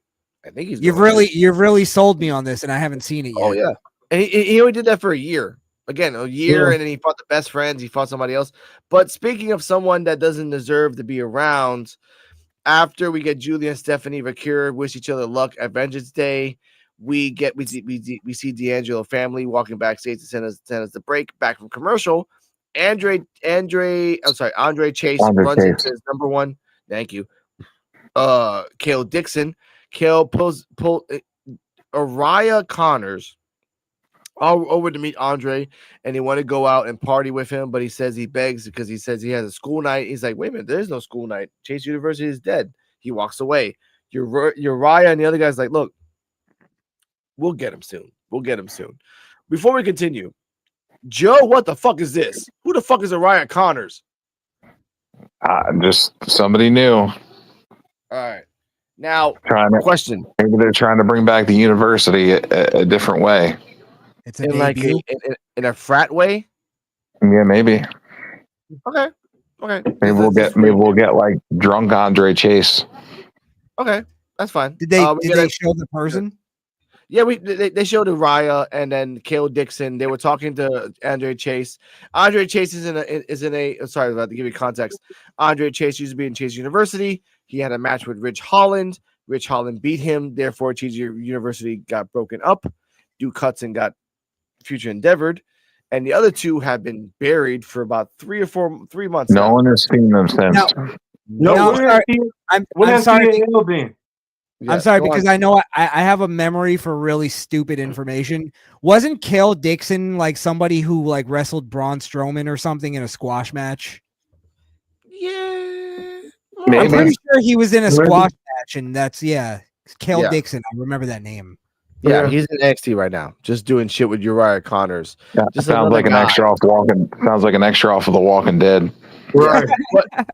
But I think Hill have not been shown. Yeah, but I think they're doing this because since they dumped Duke Hudson, and they want to still use Chase University in a weird way. It's probably gonna be Chase, Kale, and Uriah. Again, the Caucasian squad, freaking just doing whatever the fuck they want. I don't really know. Yeah. What do y'all think Thea? I mean, how do y'all think they're gonna bring Thea Hill back? Because we ain't seen her in how long? 3 months. What's going on with that? They should bring her back. They should bring her back as the drunk prom queen. And I know Krishan, I know Krishan, you don't like women's matches, but try to look up Thea Hill versus Roxanne Perez. We all agree as a whole that was a very good women's match. She reminds me of a female no, like a female Benoit. Like very like a little bit of Owen, but more Benoit and like the viciousness when she puts that arm bar on your ass, she's like, you can see her face like, I'm gonna break your arm or I'm gonna die type of face. and I like that type of wrestler. For me, I like women's wrestling. Yeah. I mean, that. I had a lot of hope in Shayna Baszler when she was in NXT, God, no. and then they kind of completely screwed that. But No, of course, I feel like I'm not as much of a sexist as I am. I'm not against like women being like killers too. Like I love Asuka. I think Asuka's a great killer. Yeah. So yeah, I'm with you. There's not a lot of killers in NXT. Like No. Thea Hale is a very good armbar specialist. And she young still. And she's just 20. And Krishan, as D-Walk would say, they put Zoe Starks and Shayna Baszler together with Sonya Deville, as D-Walk would call them, the handsome studs. And because I have to say that, I have to press this button. Sorry. Okay. This is the worst. Hey, do I get it? Hey, do I get one for throwing a thumbs up when he said it? No, you're good because like you always will get this button, D-Walk.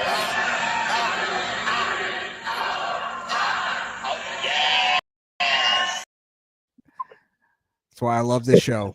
The Booker T pedophile button. Right, for real. You get one too, Joe. Soon enough. All right. I call him the chopping block because they're about to get fired. Yo, yeah. Oh yeah. Now we are at we get a recap of Absolute Ricky Starks saying his thing, and now we're at the main event. Rich Holland versus I'm sorry, Alex. Before you get to the main event, I actually have to run, so I'm gonna get out of here. Thank you guys for having me on. I appreciate you guys so much. No problem, anytime, bro. We love having you on, man. Before you go, check out the Misfit Nation podcast, Kayfabe Cartel with a K, and check out Skrill Kill. He's probably having some chocolate ice cream with a nice little like warm milk. Enjoy. Warm milk. All right, thanks you guys. Much love to all you guys. Yeah, sir. Have a good night, man. Later. All right, there we go. We're back now. Main event. This was a standard cage match. Damn, you got the Fantastic Four right here. Oh shit, Fantastic Four. It's great. Yeah, you got the Rockman Joe. Invisible. I'm the Human Torch. You know. Hey, that's fucked up. I gotta be Human Torch because I'm black. What's a match look like?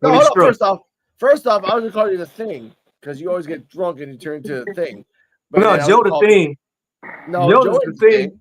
No, Joe ain't the Thing. Joe was 6'5", 6'12". Yeah, 285 pounds. He's a sexy ass fireman. Let him go, man. Let him be the Human Torch. All right. Wow. Now, speaking of the fire, welcome to this match of Rich Holland versus Joe. Talk about the match and the rating because like the Invisible Woman passed out, and I didn't care about this fucking match. And please not explain the secret ending at the end, please. Do not get to that yet. The ending. I mean, the match was okay. It was good. It was you knew something was wrong. Yeah, you could tell. And the fact that Tony D'Angelo took 2 shots with a crowbar and still kicked out was like, wow. Motherfucker just took 2 wollywops with a fucking crowbar and still kicked out of this shit. Ridge Holland, hopefully this is over. Yeah. I really hope this is over. I don't know. I just feel like the match was just okay. Yeah. Yeah. It was.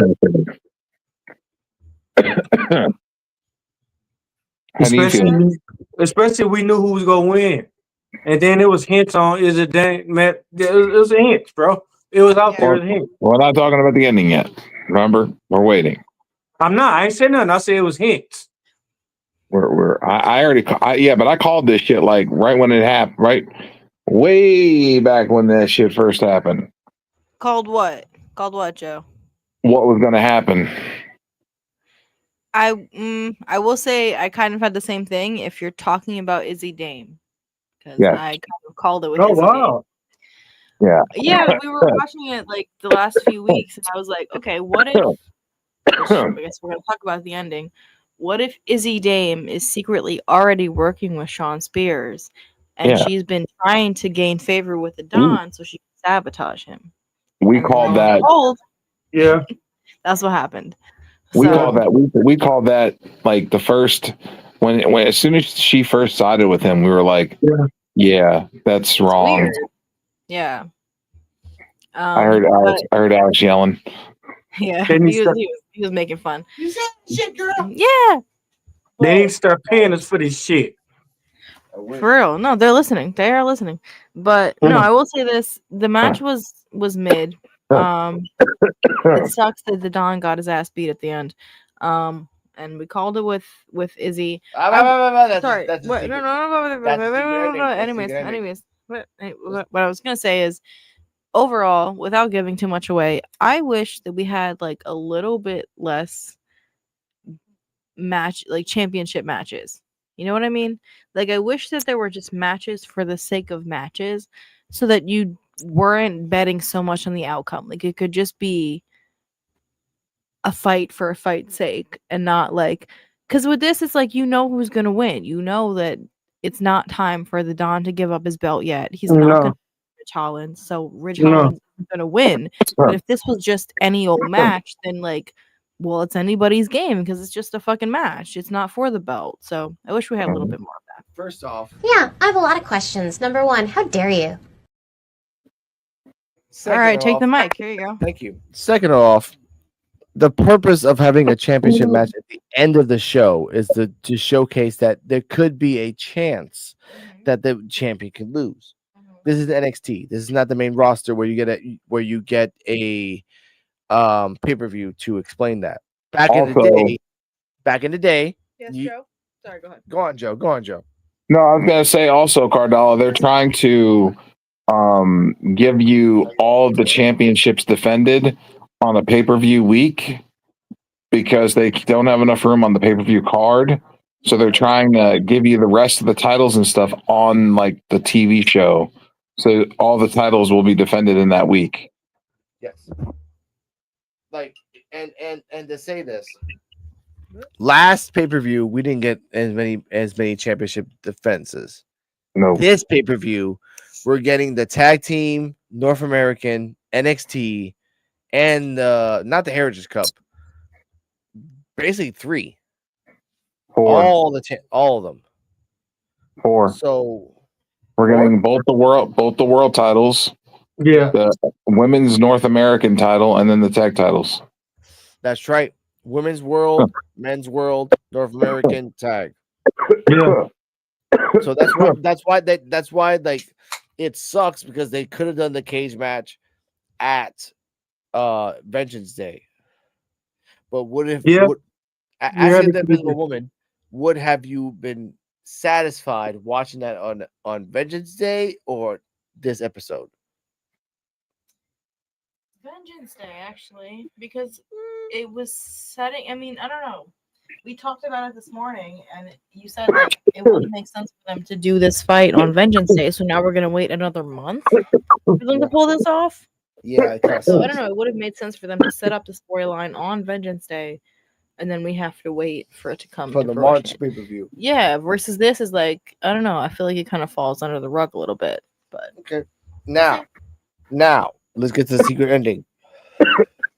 After the Dawn does a spine buster, 1, 2, 3. Izzy Dame is celebrating. She gets the crowbar that Izzy Dame tried to put in, but then Stacks put in, which is fucking stupid. Like, oh, don't give me that, girl. Here you go, Dawn. Whatever. Izzy Dame chop blocks the Dawn. Sean Spears comes out of nowhere with his crew. They decimate the Dawn, and the family's outside. Now we know that Izzy Dame is the 4th member in the Aryan Nation of Sean Spears. Joe, your thoughts on that? I called it. You did. Right when it happened, right as soon as she was getting involved with the Don. It's too predictable. And then the D-Walk is playing the game. Sorry. Okay. Anyway. But you're right. And this is kind of like the most boringest reveal ever. This is like a shot a mile away. A mile away. Because again, Izzy Dame with the group with Jensen and the other guy and Sean Spears. They needed a female. I know, but is he Dame though? Is he Dame though? Like, what is she gonna accomplish? She'll never win the women's championship. She'll never win the North American. She'll never Maybe. win the North American. Maybe. What, against Stephanie? I don't know. We don't know what the outcomes are going to be. Anything's possible in WWE. We know this. Yeah, but okay. If you just brought in Stephanie, the hot potato of the belt, what are we doing here? What the fuck are we doing here? Honestly. Yeah, but that's the thing about a heel. If you give the belt to a heel, they can heel their way into a championship, use a weapon or an object. Okay, but Izzy Dame is the mirror version of Last Legend. Would you give the North American and the NXT the Last Legend? I mean, just depends on the character development. I gotta see But that's the thing point. That's why I call it the mirror version. There is no character development with Last Legend. There is no character development with Izzy Dame. She has been off the fucking map for 6 fucking months. She's only had 2 matches in 6 months. And you expect me to believe that this girl is going to be the next champion? Last Legend's had a bunch. She died. What's that? So she died, though. I don't know, man. No. But the Lexus King, he's still growing. I want to see him be like his dad. And then he get moved up. If he wants to be like his dad, he needs to let go of the fucking of the cup and really like. No, but that's where it's headed. So you see him doing more and more dirty moves. Yeah, but he's trying to be like fucking Raymond. He's trying to be like Eddie Guerrero. Like yeah, but Eddie Guerrero is Eddie Guerrero. Like if you're gonna cheat every fucking episode, every fucking match to get to the win, it's gonna get boring. His dad cheated a lot. That's how you do it. That's how you do it. You have him hold the cup for a while, cheating to keep the belt, the cup, right? Then eventually you have someone dethrone him for the cup. And it sends him into a downward spiral to where he can't talk. He can't respond. They have they have promos where they go to talk to him and he's just sitting in a chair looking out a window. Yeah. Probably. Show the craziness. And he says nothing. Okay. But who would be the one that would take the belt off him? Like, there's no one around right now. Maybe Starks? Hey, like I said, once again, I could say Jonathan Gresham. Yeah. No, I would say Starks because Starks can hold the cup and like really like do it like he would do it NWA style. Jonathan Gresham can too. I guess. Well, yeah. Well, but okay. Jonathan Gresham can wrestle. Yes. Jonathan Gresham cannot talk to save his life. So that's the problem. Unless he can talk, it's boring as fuck. But he can talk, but he can't wrestle. Like, why can't we have just one Heritage Cup championship that can wrestle? But speaking of someone that can wrestle, Joe brought out this exclusive, so here we fucking go. Damn, Rican, where you found this?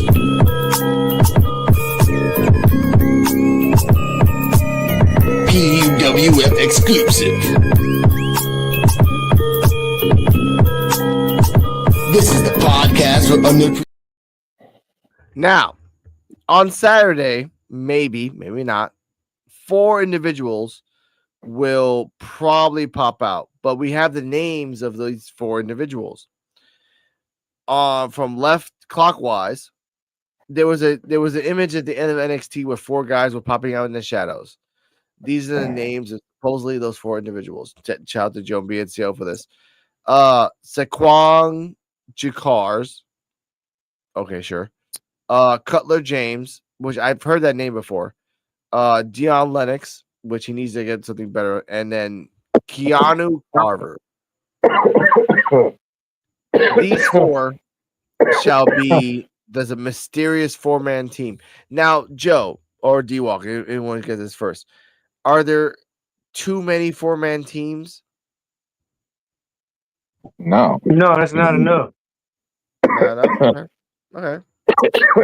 I think like because by the way, ladies and gentlemen, 3 African Americans, 1 white guy. Pretty good combination for me. Hey, it's giving Black History Month that quota. I kind of feel like Keanu Carver looks like a Obafemi on Wish. Dion Lennox is Dion Lennox. Saquon Chigars is a like very skinny like crackhead, and Cutler James is a generic guy with a beard. Sure. But if this is the new 4-man group that's gonna try to invade NXT, sure, I'll put that out there, like something different. But I want to put this out there right now. We're gonna have some predictions for NXT Time with D Walk, but NXT Vengeance Day. Julia, the starters off right now at 1 minute, 55 seconds, and beep, beep, beep, beep, beep. Okay. Julia versus Stephanie versus Julia versus Bailey versus Cora versus Roxanne. Joe, who's winning? Julia retains her championship. Okay. I'll give you that. D Walk, who wins? Julia, she's keeping it. Who wins? Between Julia, Cora, Roxanne, Bailey.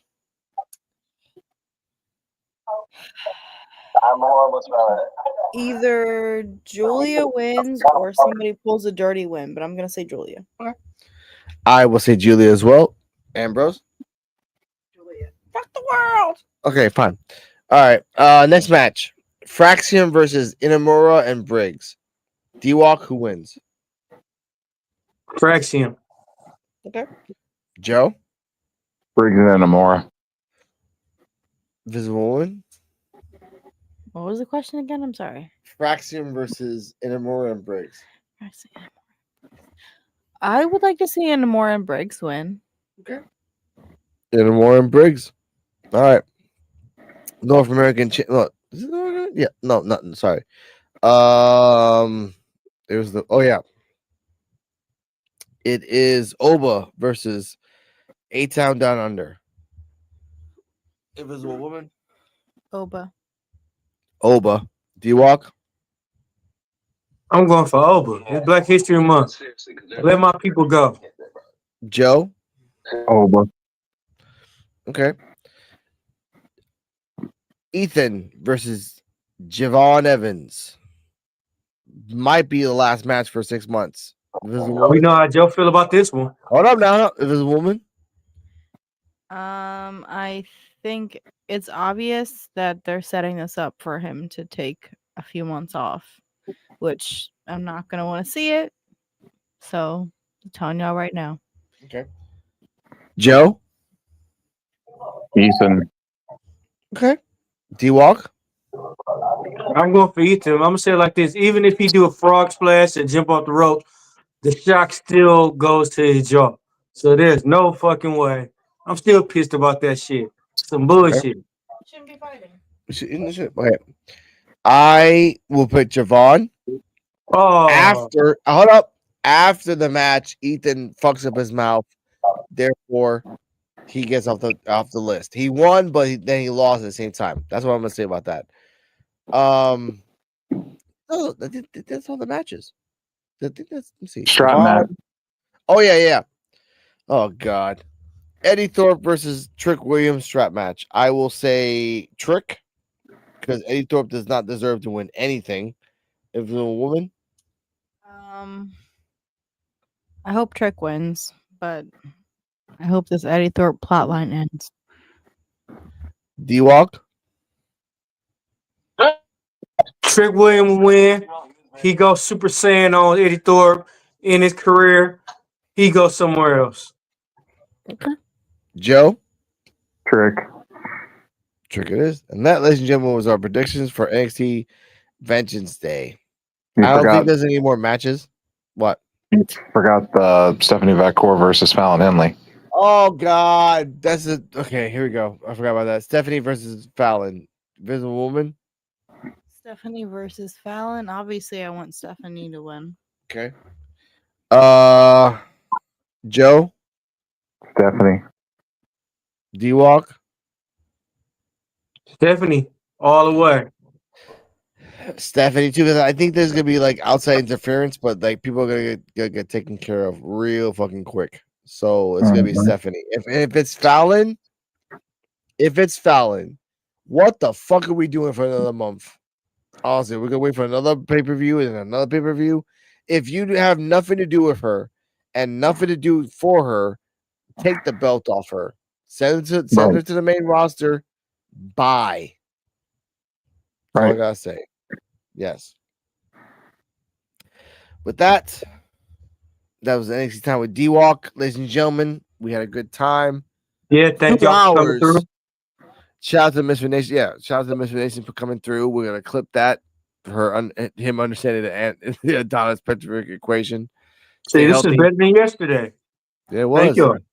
I tried, by the man. way, I tried. Yesterday, I tried, bro. It just didn't feel the same without y'all, bro. It didn't feel the same without Joe jumping, throwing me shit and everything, and made me get bleeped out. It didn't feel right with you and Mr. Woman right there, so y'all could push the button on me. It just didn't feel right. I feel like a saint. I feel like a saint. You know, I feel like a church man when y'all went on. I understand. This Saturday, ladies and gentlemen. That button, baby. Okay. Which one? The D-Walk button. Okay.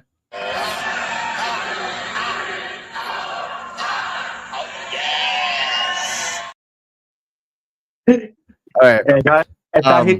As I eat these Cheeto Puffs, I'm gonna accept it. Yep. And trust me, I got the big bag. I got the big bag of Cheeto Puffs that I'm halfway done with it now. That's out. Then I got three cheeseburgers. I got 3 cheeseburgers out there. I'm about to go on. Nice. This Saturday, ladies and gentlemen, we're gonna be, if time permits it and we all are around, we're going to live review NXT Vengeance Day and talk about some NXT news and really talk about news in general, like Mercedes Moné talking about that she can't. Oh my, I'm drunk. She can't talk about AEW talent if Triple H is gonna pick him up and other things. Stay healthy, stay happy. Welcome to NXT Time with D-Walk. I know you know my shit real well. And remember, NXT Time is on Wednesdays or Thursdays, depending on the time. Shout out to the Mr. Nation, the K-Fab Cartel, Onyx Blade. Shout out to all my ex-girlfriend hoes. You know who you are. Stay happy. You ain't getting none of this dick for a while, bitch. So you know how that shit goes. And you know what I say to them? No jangling. Me outside. How about that? Said no jangling. No jangling. But the song and the sound. Good night, everybody.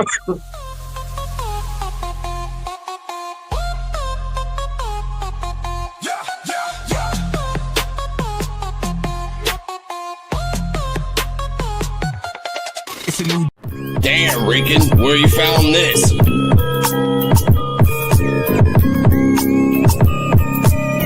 PUWF exclusive.